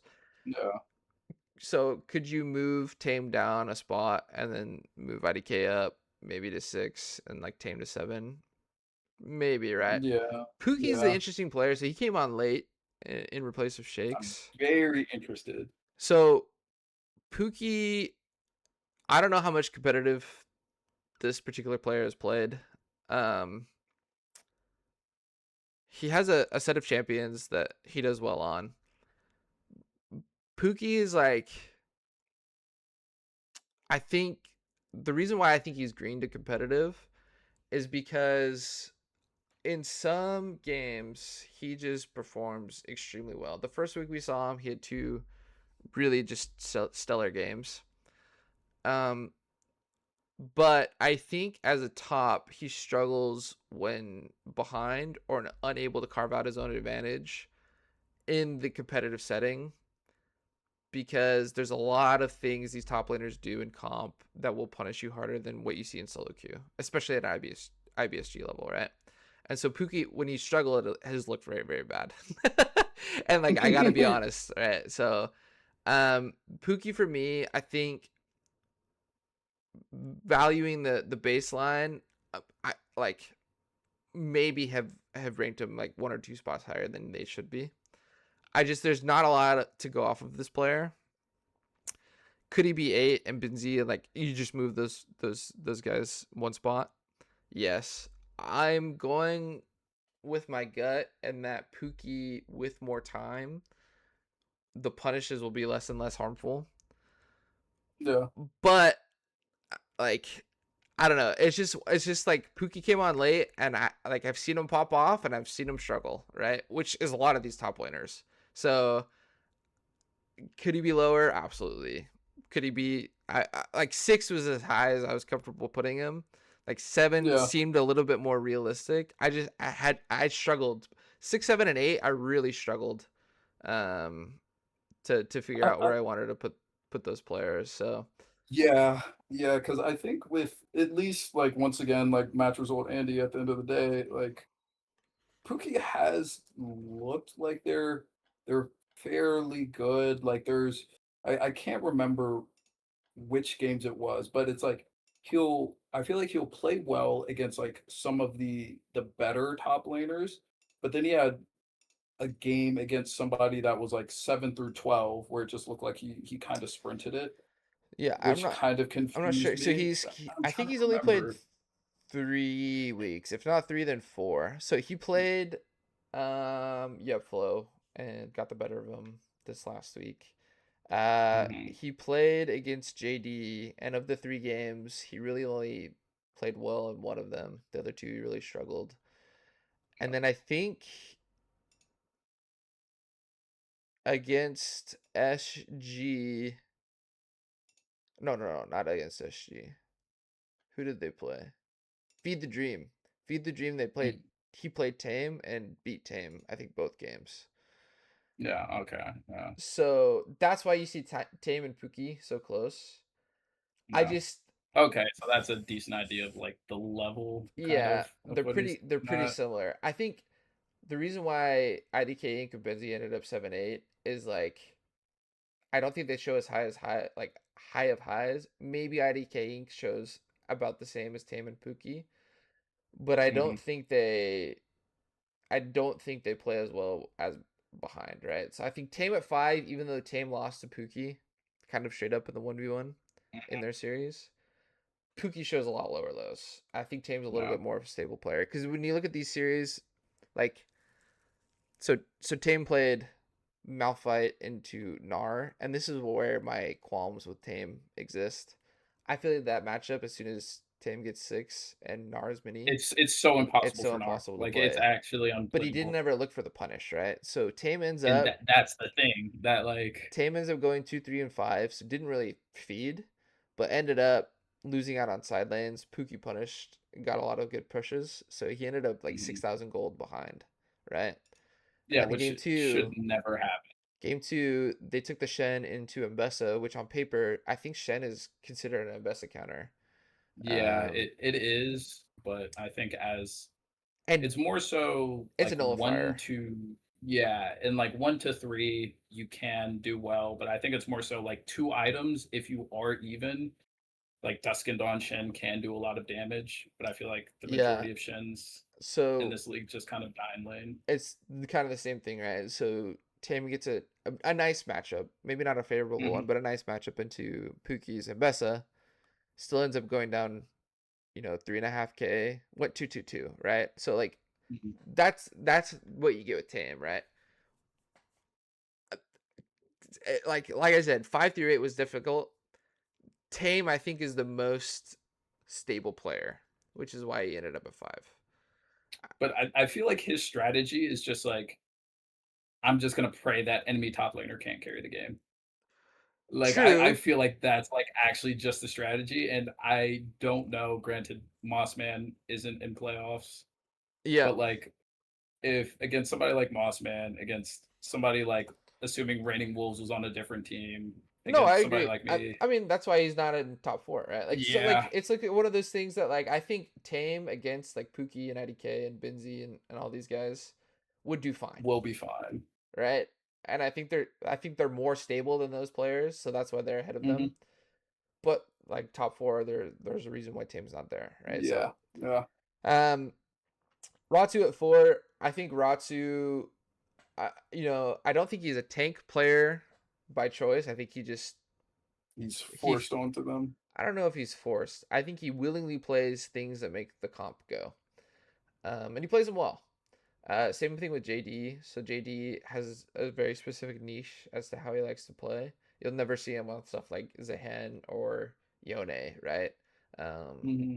it's gonna be at max like a couple bruisery tanks or tanks. Um, and so both those players, I think JD got the better of Ratu in their series, and then Hmm. is a little bit more consistent, right? So 3 and 4 pretty close, and then like yourself Yeah, and I'd Mossman, agree I with think are that.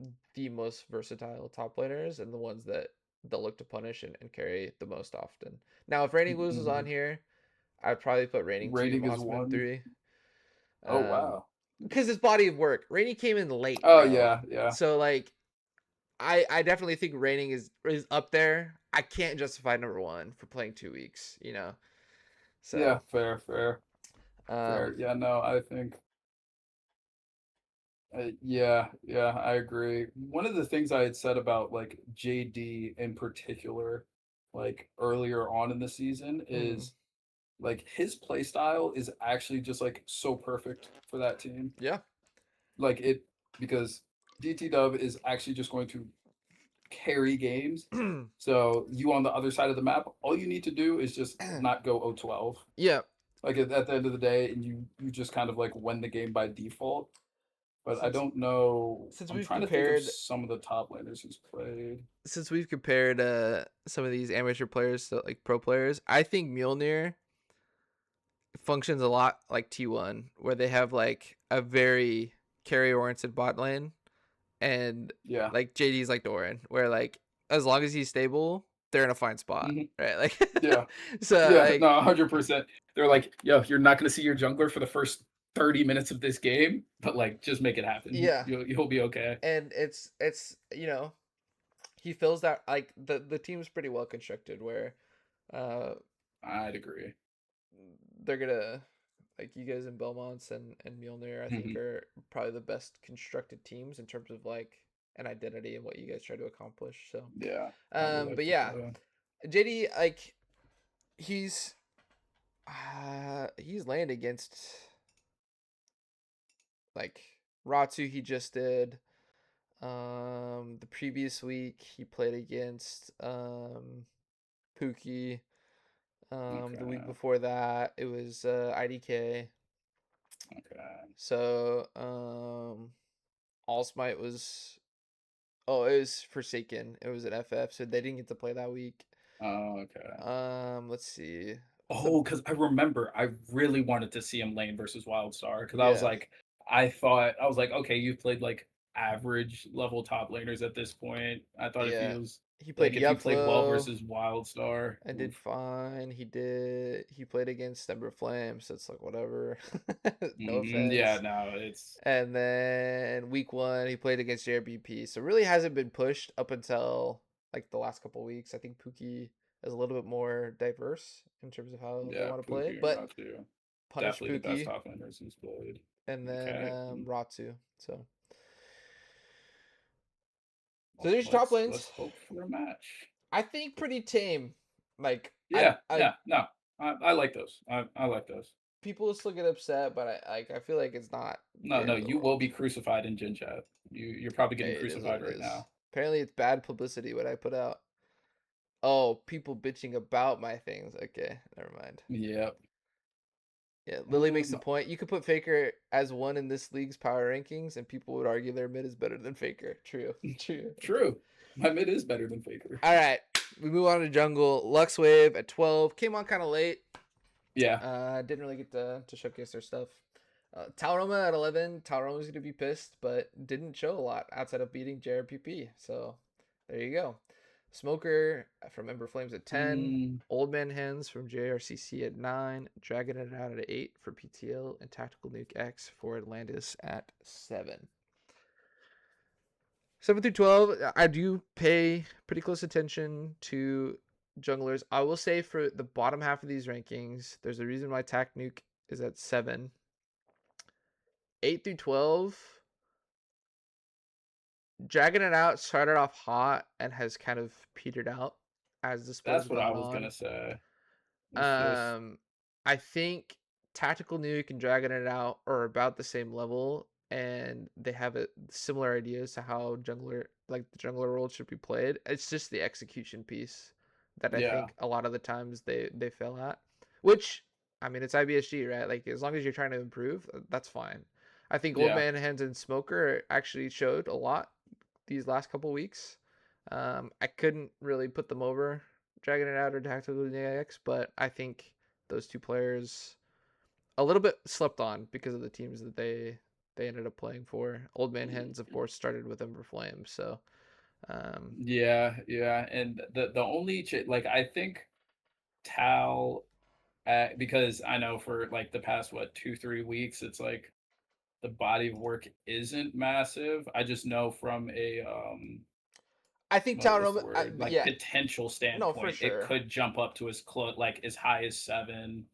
Yeah, for sure. It's just they came on like Tauroma came on late, played well into JRPP, and didn't really look good since then, right?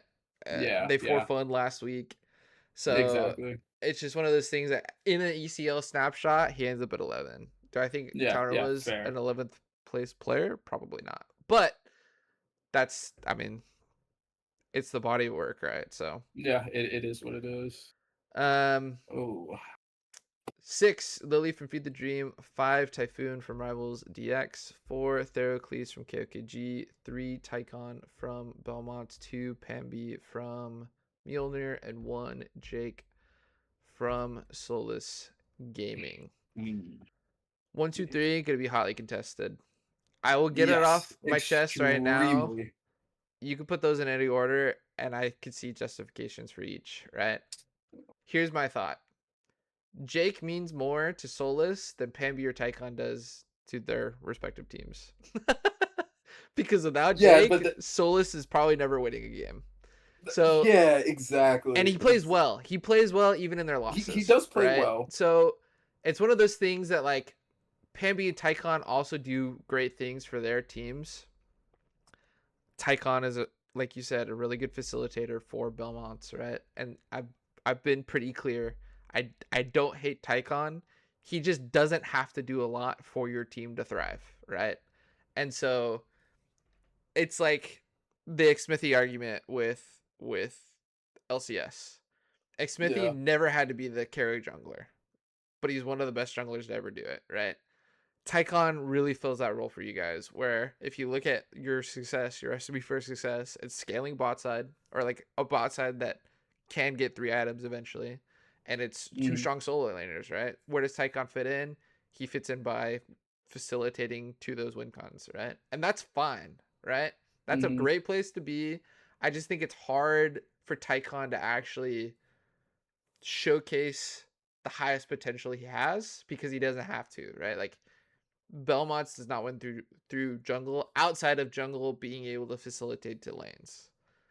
And so like I think that's why he ends up at 3. I think Pambi and Jake, they show a little bit more from the carry side of things than Tycon gets to. Now, yeah, and then I think that's probably also a product of our drafts. And then I think in Titan a lot more so than Ember, it's like in Ember, he just has to kind of put the fries in the bag. So it's like trying to separate in my mind what he does in Titan, because in Titan more so, it's like we actually kind of hate having him on like tanks or something where he can't like deal damage and like Mm-hmm. play well within the game. But Ember, it's just kind I of mean, like you guys play really Sejuani in the slow. bag. You guys play really slow Yeah, on Ember, and so like a slow draft for a jungler, you don't get to do much early. You show up to team fights, and you either engage on who you're supposed to engage, or you peel for who you're supposed to peel, right? And he does it great. He does it better than yeah, everybody else. Like, but in yeah, terms of like the carry potential, the opportunity for like the light to shine on them, Jake and Pambi, that's why they're 1-2, right? yeah, Now, I said before that whole thing, you could set them up in any way you want and you could justify it, right? Tycon yeah. allows Belmonts to thrive. And I think if you put Jake or Pambi in your roster, it doesn't look as Probably good. doesn't work. It Yeah. definitely doesn't work. And so It, it would change at minimum, right? You would have to change your approach as Beaumonts to make those junglers work, right? It'd yeah. be a lot more of like, okay, you're laning well, unlock, play with an aggressive jungler and stuff like that. Hmm. And so like if you want to say Tycon should be number one because they allow Belmonts to play their game, I would agree with you, right? Like Yeah, it just comes down to preference of like, okay, Jake has to carry, or he has to be a yeah. big part of the reason why they win. Pambi has the opportunity to carry, right? JD on weak, JD on weaker side top laners, Pot of Greed gets to play around Pambi a lot of the times with the Hmm. jungle mid. And then they go and play for bot, right? And it's a lot of Yeah, proactive movements from that team. Tycon doesn't really have to be proactive outside of I'm going to match the enemy jungler, I'm going to make sure my lanes get ahead, and I'm going to out team fight you. Which yeah. I mean, that's a great Make place to sure be that you too, can't right? gank my laners on repeat. If I had Like, to build a team in IBSG and I could pick any one of those three, I'd be happy with any choice, yeah, right? Like at the end of the day, they are tier one. Like yeah, that yeah, is yeah. their own No, I tier. I think there is like a little bit of, let me not say a little bit, a lot of bit of it, like a gap between like the top three and like what they're able to do versus kind of the others. So yeah, and I want to talk about that. It like Thero is a fringe four, right? Yeah. Thero when he gets to play his game looks like he could be the number one jungler. Hmm. Thero when he doesn't get to play his game looks a little bit lost, right? And that's a tough Yeah. place to be. Um, and that I think is what puts him right outside that top three mark, right? Hmm. Because I mean, Thero popped off against Milner and got 16 kills on Trundle, right? Now a lot of it was Milner not respecting the power of Trundle, especially in the early game. Yeah. But Thero knows how to play those champions and make them work. The Skarner, the Trundle, the Wukong, the Xin Zhao. Like if he gets Yeah. unlocked, he will win a game. Just run over the game. If he doesn't get unlocked, then what does that look like, right? Game's And kind of KOKG lost. has struggled. Same thing with Typhoon. If Typhoon can't play around his mid laner and Razors and Yep. them Then run the like map, game's lost. the game is kind of cooked, right? And for Rivals, I think they had some of the best talent within their individual lanes, but the mid to late, if they didn't have a clear win con, they struggled, right? Yeah, it was hard. Yeah. And then for Lily, so Lily, like I said, one of the most consistent junglers. Um, in terms of the peak of Lily, I don't think quite makes top five, right? Yeah, no. I would say Lily is like this like the same argument that we had for Tame, except I think Lily's got like a slightly more carry Yep, potential, but it's for like sure. you'll never look at Lily and be like, "Oh yeah, that's why they lost." Like that's why they lost. So I think 6 is fair. Um yeah, I think 6 is Yeah, fair, 5 I is fair think for Typhoon. what's kind of funny is I think Lily kind of is like the gatekeeper. Like I think Tactical Nuke X and Dragon It Out, if they got to consistency level as Lily, like they would be in the same tier Hmm. because they have the same skill level. It's just the execution piece that Lily really understands the game and Yeah, how to that's a approach lot it better. and play through those cons, the win cons. Um, Hmm. Tack and dragging it out just aren't quite to Lily's level there right now, right? And I think Yeah, I'd Lily agree. isn't quite that carry jungler that the top 5 can be. Yeah. But she has seen it. Like I've seen her pop off on Nocturne, and like she does have that potential. It's just not game in game out kind of thing. Yeah. Fair. There's your jungle. We go on to the mid lane rankings. We've already been going 2 hours, bro. Like Oh, Jesus. we gotta speed this sucker up. So Majin, I think had a really nice ending series. 11 and 12, you could pick which one you want to go where Yeah, between them and Dan Dan. honestly So pulled a name out of a hat. yeah, I put Poogie for JRBP, was the main mid laner for that team. Had some pretty decent games against some tough opponents, but never really could bring that team over the hump. So they're at 10, Castor at 9. We'll talk about that.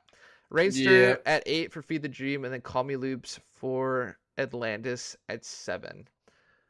So 7, 8, 9. I think that's the tier of they are mechanically gifted and they can run away with games when given the opportunity. But when facing opposition that's equal or higher in skill level to them, they struggle. And you could maybe put the argument that Lucifer should be there as well, but somebody had to be 6. So like 6, 7, 8, 9 are very close. I would honestly switch because I do think out of like 7, 8, 9, I do think Castor is like really good. Like I think Castor is like really good. So I would more so swap him and like Lucifer just because having like that level of coin flip that like Lucifer has within mid lane, I just even though the highs are great, it's like I do think he will just like actually just like solo lose a game. Yeah. Like actually just run it down, which I don't think that 7 or 8 would do that. Honestly, it's like they will lose, but they're like losing a lot more gracefully is the word that I'm looking for. Right. So yeah. Yeah, I mean, it depends, right? Because Lucifer in their series against PTO also popped off for 18 kills, right? So like, it's one of those things that like, in terms of like the highest peak that somebody could be versus the lowest peak that somebody could be, you could justify Lucifer being at 9, right? But you can also put him at 6. So yeah, it's one of these things that like, it's so weird. Like, which one are you getting on that game day? I do agree. Castor probably gets hurt by the fact that 6, 7, 8, 9 are so messy, right? Like, I think Castor in a vacuum, if he could just 1v1 against anybody, they will do fine, right? Yes, he's good. I think in terms of PTL, it's Castor and Barbar that have to do well for that team to win. Yeah, I'd agree. That's a lot of pressure though, and we've seen when Castor and Barbar don't do well what that looks like, right? So it's one of those things that I think in terms of like peak potential, any one of those players could be anywhere. In terms of like floor potential, any one of those players could be anywhere. We've seen Loops run it down on stuff like the Xin We've seen Rainster struggle. So it's just one of those things that like in my mind, I just put Lucifer at 6 because we've seen him pop off, and he has a diverse play style. He has a very exciting play style, but it does tend to get punished if played poorly. So it really just depends, right? So 6, 7, 8, 9, I wouldn't be mad if you shuffled them up and put them anywhere. No. I feel like 5 is when this gets a little dicey. Okay, let's talk about it. So 5 solo rusher, like we said, 6 was Lucifer, but 5 solo rusher from KOKG, 4 Razors from Life, 4 Rivals DX, 3 Pot of Greed from 4G Sports Mjolnir, 2 Lenda 72 from GRCC, and 1 Beru from Belmont. Good old Buckby. So yeah, no. Here's my take. Okay. Razors played extremely well, split start to split end. I think he really started to get unlocked with the addition of Typhoon to the team. Yes, 100%. Um, Like 1000%. so looking at the body of work, like Razors and so like if you look at the top 5, 4 and 5 are going to be your most like tightly contested, like most talked Yeah. about, because I think Solo Rusher could be as high as like 2, in terms of actual mid lane play for KOKG. Now, both of those players have benefited from junglers that play heavily around mid, and that's Yeah. what's hard for me, because we saw what Razors looks like with Sauce and jungle wasn't nearly as high of a peak. We never really, I mean, like Solo Rusher and Thero have played together this entire split. We never really got to see what Solo Rusher looks like without that kind of jungle pressure, but we did get to see when Thero wasn't on mid lane enablers that Solo Rusher did struggle into you guys. So 4-5, you could put Solo Rusher at 4. I wouldn't be mad. You could put Razors at 4 like I did. Wouldn't be mad. I think the top 3 are pretty set. Yeah, I think I'd agree. Beru is the most consistent, but has some hit moments, and then has some. There's like an innate desire to just pick random shit, and either he does well or he does really poorly. And Yep, and then there's the Buckbeat moment at least yeah, once a game. so like if I was looking at Buckbeat and saying like how can you improve as a player, really lock down the champ pool and really know when you want to pick things, other than like, hey, we'll pick Ziggs because the other team plays it, and then does it do great? Like, yeah, he had one of the highest damage games Yeah, I in think it was like ECL. 89 or something like that. But then we also saw him like sprint on Disgusting. Seraphine on a takeaway. So like I get the reasoning as to why he's picking some of the champs. I would much rather have him play Buckbeat champs. Like just pick champs that he does well in, and he will do well every single time. Linda, I think, has the most carry potential of any mid laner and played on one of the worst teams. Yeah, no, I think it is like an Elo hell situation where it's like it's hard to judge, like, because Linda has looked like really good, but it's like we look really really good, and then the map is on fire at Yeah. 15 minutes of every single game. So it's like what can you really do other than just like try to play your life? And I think in terms of Perma. consistency, Linda, like if these were consistency rankings, Linda could make a very strong case to be number 1. Like you know Yeah. what you're getting game in and game out with Linda. I think Barrow and Pot of Greed suffer from the same thing, where they want to press some advantages, but they do so in inopportune times. As we've seen Pot of Greed get punished just like Barrow in a lot of those instances. Um, I do think through 1 through 3, the highs are very consistent. Very rarely do these players have bad games. We've seen Razor struggle. We've seen Solar Rusher struggle. So that's why they're top 3. I definitely think that, I mean, we're an IBSG, right? All of these players can improve, but especially like 1 through 3. Like if they just reeled some things in and focused on some more of their strengths, like you could see a whole nother level of play from that tier. Yeah. So there are your mid lane rankings. We got 2 more rolls to do. This is gonna be like the longest Oh, one the yet. 80 carries. Fusion from JRPP didn't play last week, or maybe even the week prior. Just I feel like Fujin and Muddy got the short end of a stick. I think they weren't the reason why their teams were struggling, but never really got a chance to also simultaneously like thrive in those certain scenarios. Newbie and King, I think, showed higher peaks than those two, even Oh yeah, in a by a struggle season. mile. So Newbie and King at 10, Kagren at 9. I put Kagren instead of the new guy from All Smite. Kagren had a weird ECL split. Started on Belmont's, Yeah. no longer on Belmont's, went to All Smite. Pretty sure he's off All Smite now. So Kagren at 9, I think could be as high as like 5. Yeah, I'd But agree. just didn't get to be consistently on a team and consistently perform. 8 Merte from Solus Gaming, and 7 from Rivals DX. It is Husky. So there's your 7 through 12. So crazy take. Well, this might not be that crazy. Like, I think I'm just putting Newbie and King like at 7, and like, I mean, honestly, I thought about it. and I the like other ones mess him around however you want. So here's the thing: Husky performed very consistently despite having to play with a sub support early on, and then really got Mhm. unlocked when Sauce came. Like he went Yeah. 13-0 and whatever last week on MF, right? I think in terms of the consistency and the highest level of play, Huskies at 7. If you want to look at highest level of play alone, I'd put Nubian at 8. That'd be as far as I'd be willing to go for Nubian. See, like Go my ahead. opinion on AD carry is it's so hard to look like halfway decent on AD carry of all roles, like when your team is just like perma losing. Like it's kind of like the child role.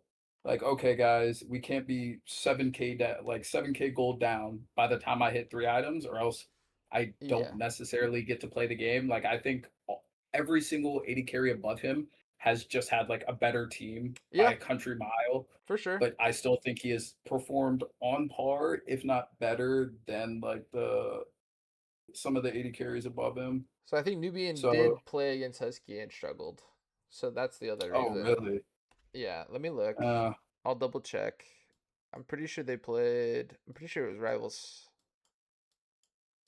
first win. Here's a shout out to look. I will never hate on tournament organizers, but a mhm. quality of life thing that you could do is link the post game screenshots like we did in Rivals League to the sheet that shows the Oh, that'd be wins, so nice. because now I gotta scroll through the entire match For like results the to past find 6 weeks to figure out where it when is. these guys played. It's pretty early on too. So okay, yeah, Mhm. Rivals DX versus Ember Flames. It was 2-1 Rivals. This is when Sauce was still playing jungle. So Husky goes 4-2-2 with Decipher. That was Caitlyn Seraphine into Ash MF, which is kind Ash of MF, funny. Yeah, Wildland. for the Wow, Nubian duo. Husky goes wow. 2-3-3. Nubian King goes 2-2-3. Pretty similar. And then Nubian King pops off in game 3. Husky's playing Senna, so the gold is what it is. Like he ends with 3K Mhm. down, but he played Senna and played it well. Razors popped off, Austin popped off. So it's pretty close. Like I said, I think I'd only be as willing to go as high as 8 for Nubian, just Mhm. because while they were performing consistently, they did have like they were obsessed with Akshan. They played the Corki. Like the Draven was hit or miss. So but yeah, I agree. Yeah. Like I think 7 or 8 for both of those players. I think Muerte is a player that. So the reason why Solus Gaming is so intriguing to me is I think they have weak side laners, and like Yes, Jake yes, has on to play both through sides. mid. Yeah, and so Muerte is never gonna feel like a reason why you lose, but you're also not gonna get a reason why you win, if that makes sense. Yep. Yep. Where he Yeah. will exist and do his role, but it's really gonna come down to mid jungle and like how they play. So Muerte at 8. Um, 6 Ballistic Demon from Feed the Dream, 5 Mythic Chaos from KOKG, 4 Barbar Jonks from PTL, 3 Deadly Lull from Atlantis, 2 Ulven Alchemist from Belmonts, and 1 DT Dub from Mjolnir. So once again, 1 and 2, body of work. Wolven has joined and has looked like nothing but a spectacular AD carry. Yeah. DT Dub has been there since week 1 and has done the same thing. So 1 and 2, you can choose. I went with DT Dub only because DT More Dub, games, like well, more yeah. games, and like DT Dub has had to win games for Mjolnir. Like, Yeah, no, and he's I think through like the first like 3 weeks of the season or something like that, it's like every screenshot was like 12 kills, 15 kills, 14 kills, 13 kills, something like that, where he's just absolutely carrying the game, yeah.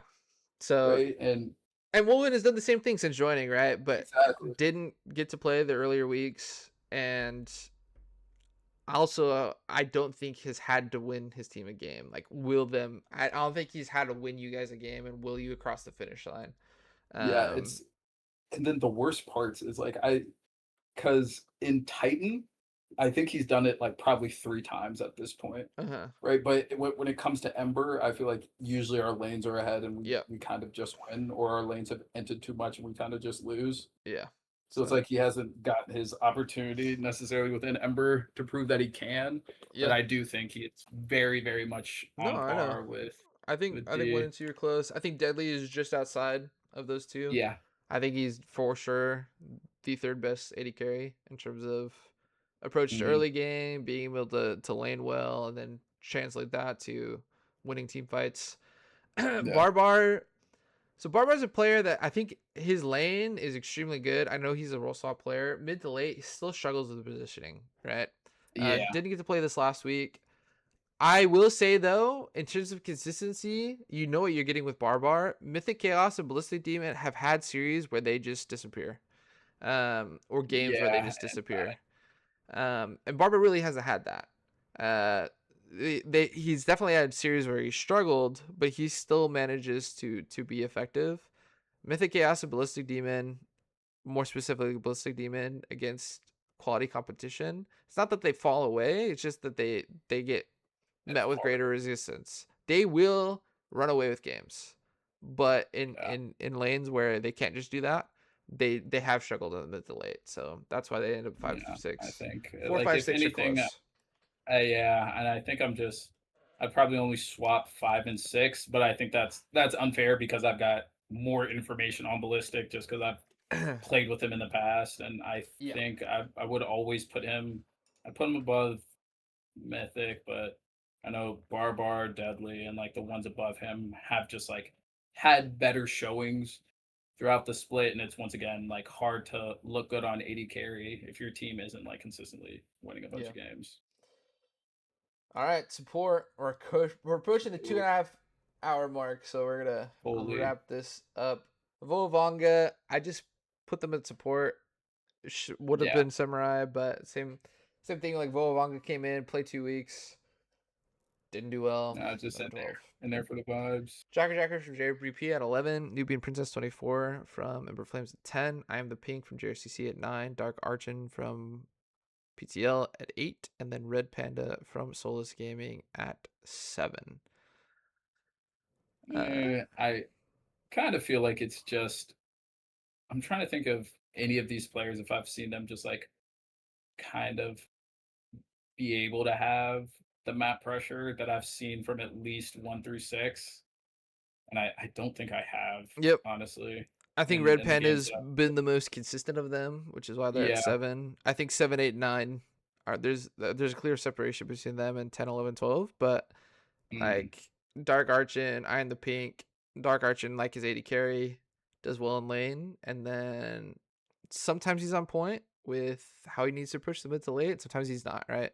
Same with I am the mhm, Pink, where I am the Pink didn't get to play the last couple weeks either, so that kind of hurt them in the ranking. I think when I watched them play against Atlantis, they had a pretty good understanding of how they needed to approach the game. It just they didn't consistently do that. So idea and execution kind of mhm. thing.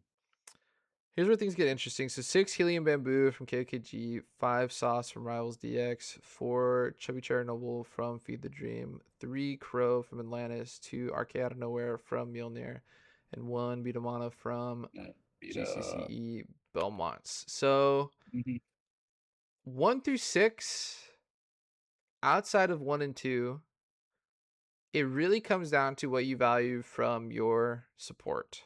yep, By this I mean, I think Chubby and Sauce are two of the more proactive supports, but I think yeah, Crow plays around their AD carry extremely well, and Deadly is a force to play around. So if you want a playmaking support, then you put Chubby and Sauce ahead of Crow, right? I think Crow and Helium, they play lane very well. Helium unlocks a yeah, little bit more than Crow does in terms of like roams and the like. mhm, But like 3 through 6, it really just comes down to what you value. I think 1 and 2, Beta and RKO, are the most versatile support players where yes, out of like they can play the exactly. enchanters, they can play the engage, they can do both at a high level. They play around win cons extremely well, and their AD carries are getting fed for a reason, right? So, uh, you know, could you say that Beta should be 2 and RK should be 1? Like, I'm not gonna make that argument, but I could definitely hear it out and be in agreement with it. I think both of them they do their jobs extremely well, and they're versatile more so than Yeah, 3 through 6. they're able to help facilitate their teams to do exactly what they need to do, and I think that there's not much more that you could ask for in those situations. Yeah. I know. I feel bad because like I never give a ton of time to talk about supports, but Yeah, there's only so much to say at IBSG level. Like I don't think outside of our top 2 supports that none of these other supports are running around the map and just like wreaking havoc with the jungle. Like yeah. that's something that I would like to see more of like that Mhm. support jungle pairing and moving and doing things together.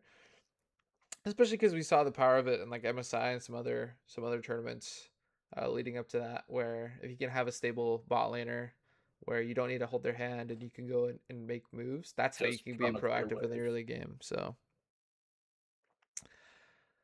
okay, I don't think there are going to be any hot takes to cover, which is nice because we've gone pretty dang long.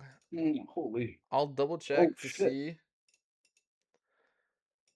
very quickly, but I'm pretty sure we're safe there. Okay. Yeah, nothing. So there's a new upcoming debate in the ECL that we can cover in real Oh time. please, Uh please, please, please, please. so Buckby's understanding, I haven't fact checked this, but Buckby's Hmm. understanding is that the 1v1s for side select still go into playoffs and it's not higher seed. What are your thoughts on that? Um. Okay, so like the 1v1s were introduced as like something fun to do, Yeah. and to And some my sort of understanding, skill to figure out side select during the regular yeah, season. exactly. Because at for the regular season at that point in time, it's like there's no other way to figure out side selection really other Unless it's than random. Yeah. yeah, exactly. So I think once you get to playoffs, I think you just should be rewarded For having for a like higher if you seed. did well in your regular season, you just get side selection. If not, then oh well. I mean, at bare minimum, one of us is going to get a red side game, one of us is going to get a blue side game. Hmm. Like I Yeah. don't think we should do the 1v1s for playoffs, but of course I'm biased because we're the So first seed. So like, here's my take, and it's nothing to do with being rewarded. It's all about time.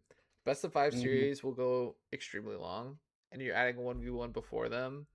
Like, I just feel like it's Oh unnecessary. my god, yeah, no. Last night, I don't think I went to bed until like 1:30. Yeah, so it's just an unnecessary addition to like it's pretty self-explanatory. Just give side Yeah, select to the higher seed, right? no, Um, because I don't know how 1v1s usually like how long they usually go in ECL, but it's just more time on top of getting ready for game one yeah. and then the entire Draft, series. So like that's my it's take is like I don't even care whether or not they serve a purpose in playoffs. It's just like mhm. don't have them if you don't have to because Also, I best of have fives are gonna go another long. very, very hot take. Yep. Stop using Drafter. Can we just draft in the client? Like just draft in the client. Yeah, it's the whole Just draft in the client. so the client time is shorter than drafter time. So like Oh, in really? terms of the amount of time slotted for picks, it's actually longer in drafter. And then That's annoying. you run into I don't own said champ, especially at the IBSG level. I think higher level, like one they get access to the tournament realm, but two No, everybody will own the champs. That's why. But I agree. I would much rather do it in client I just would to save time much rather do it in client. because it's different. Because in scrims you can go straight to blind pick. You can't do that with the tournament draft. Yeah, exactly. So Because you just have to do there's it all the twice. stats people wanna keep. So I agree. I think we just got the preview. Now, to my knowledge, I have no idea what the playoff format is. It has not been Not a posted singular clue. anywhere.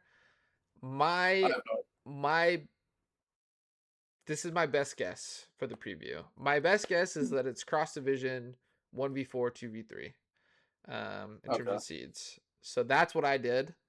until somebody says otherwise. That's what I'm going with. Okay. But like last Beautiful. week hasn't even been updated for the ECL sheet, and I don't know who's playing who in playoffs. So this is my best guess. That's what we're gonna discuss. If it ends up being the same divisions in playoffs, then that's kind of weird. But Oh well. oh well. So there you go. It's the GCCe Civil War Yeah. to start off playoffs. GCC Civil War. We can start off with this. Here's my honest and short take. I don't think Allsmight has what it takes, and I think it's gonna be 3-0 or 3-1. Yeah. They just kind of got in kind of fluky. They're gonna have a pretty weak bot lane into Beta and Wolven, and solo lanes I don't think are gonna match up very well either. It's gonna be a talent and team cohesion gap, and that's why I'm going 3-0 for you guys. Yeah. No. Mjolnir PTL. I do think Mjolnir wins by a mile, but I do think that they just have like a funny accident for one game, and PTL just like pulls one out. Like for whatever reason, whatever happens, like they're just gonna have like a happy accident and lose a game, and then I think they're gonna lock back in and go 3-1. Yeah. I'm I don't know. I'm concerned about PTL on the way that they match up with Mjolnir. Yupflow plays like JD, but JD does it better. Yeah. Jagging it out doesn't really have the means to be proactive. Pambi does. I think mid lane is going to be a pretty heavy determinant of this series. Because Yeah. Castor in a vacuum, like I said, can lane against pretty much anybody. It's just what's the jungle pressure going to be like, right? And I'm going to give the nod to Mjolnir if jungle becomes a thing to watch for in terms of how the mid lane functions. And then bottom lane, and just straight up like Mjolnir's bottom lane is better. Now this is this. I mean this was their cross division matchup, so this is going to be a rematch for both these teams. Oh. Last time Forge took it, they had better macro and they won 2-0. I agree. I think PTL has enough in the tank to take one game, but at maximum, I'm willing to go 3-1 in the side of Mjolnir. Absolute max. So we might see a Billmont's Mjolnir matchup in semis, which would be very interesting. Very, very enjoyable. Very, very enjoyable. Solus Gaming, number 1 seed, taking on Feed the Dream. Now, this is a matchup that there's a lot of what ifs about this. Exactly. I was literally just gonna say my answer depends on like who's playing the top lane for Feed the Dream. Yeah, and which Solus Gaming decides to show up. So, like, I'm going to try to cover all scenarios in one fell swoop. If Rainster plays and Solus Gaming is on point, that series is going to be a banger. Like, probably the series to watch. If Rainster doesn't play and Solus is on point, it still could be pretty close. But I think Solus has shown that like they have some pretty high highs. If Rainster doesn't play and Solus is not on point, then it's going to be a banger series and one that everyone should watch. And then last but not least, if Rainster plays and Solus is not on point, then Feed the Dream is going to win. Like, yes, Feed the Dream will just simply stomp them. So, but like that's, I mean, there's just a lot of what ifs, right? Like, this is not, if I was a betting man, this is not a series I'd like to touch with the 10-foot pole because there's just you never know what Solus you're gonna get. Feed the Dream, they could choose to run a 6-man roster. I don't think there's anything stopping them from Tame play one and then Rainster play one or whatever. So with all the unknowns, I'm gonna go this series goes 5 games, and I'm gonna give it to Feed the Dream. I was literally gonna go 3-2 Feed the Dream. Yeah. I just think Solus is just so inconsistent besides being the number 1 seed, and Feed the Dream actually matches up pretty well into what Solus offers. So it's going to be a tight series. I think both of these teams have pretty equal chances of winning out. I'm just gonna go with Feed the Dream, just kind of Yeah. based off how I'm feeling. Yeah. And then this is another banger series. So Atlantis versus KOKG. Still don't know what the deal is with QST and this team, whether he's gonna be there for drafts or not. Um, but I think on paper, like if you go position by position, the only like massive gap that I see, or not even massive, but the only like game defining gap that I could see coming into play is the mid jungle, right? Is do I value Solo Rusher and Thero, or do I value Loops and Tactical Nuke? That to me is what's going to define the series, and if that's the case, I have to go KOKG 3-2. Yeah, I'm starting to think that I'm But leaning like more towards if KOKG. if Atlantis bottom lane can get ahead and everywhere is stable, then Atlantis would definitely like Yeah. push for a victory. I just think if KOKG plays their game through mid jungle, like Atlantis, they've done a lot of good things. Mid jungle synergy and like unlocking and playing together and doing those things isn't something that I have seen consistently. Where that's like KOKG's bread and butter, right? So if Call Me Loops doesn't respond well to the pressure that Thero is going to bring to that lane, then I think 4G Sports is going to struggle. So that's why I have 3-2 for KOKG. I think this series is going to be very close, much like Solus and Feed the Dream. Like that side of the bracket, it's going to be way more interesting than the Yeah. upper side. No offense, but Yeah, no, it's the fries in the bag side of the bracket yeah. up top. Like So I've said my piece. What do you think for Atlantis I KOKG? I think I think at least in terms of KOKG, like as long as I'm thinking as long as Deadly is just if they can stop him from getting fed, because I think Deadly is like how Atlantis wins. Uh huh. Because I think Forge bot lane is better than KOKG bot lane. I think that's really their only way of winning. Because I think if I'm looking top side, Topside's pretty kind of like intriguing. yeah, it's like I don't want to call Rotsu coin flip because it's not coin flip. It's just like very polarizing player. Like he plays. He's not afraid to like die like 4 times and Mhm. then just like kind of in for a tower and like try and get some pressure on the opposite side of the map, right? Like with the York game that we were talking about. Like So I would love to see how Pookie kind of deals with that and how that lane yeah, fade go. so the top lane is going to be the unknown. They have played against each other in cross division. Oh, okay, So okay. KOKG won 2-0. Now this was week 3.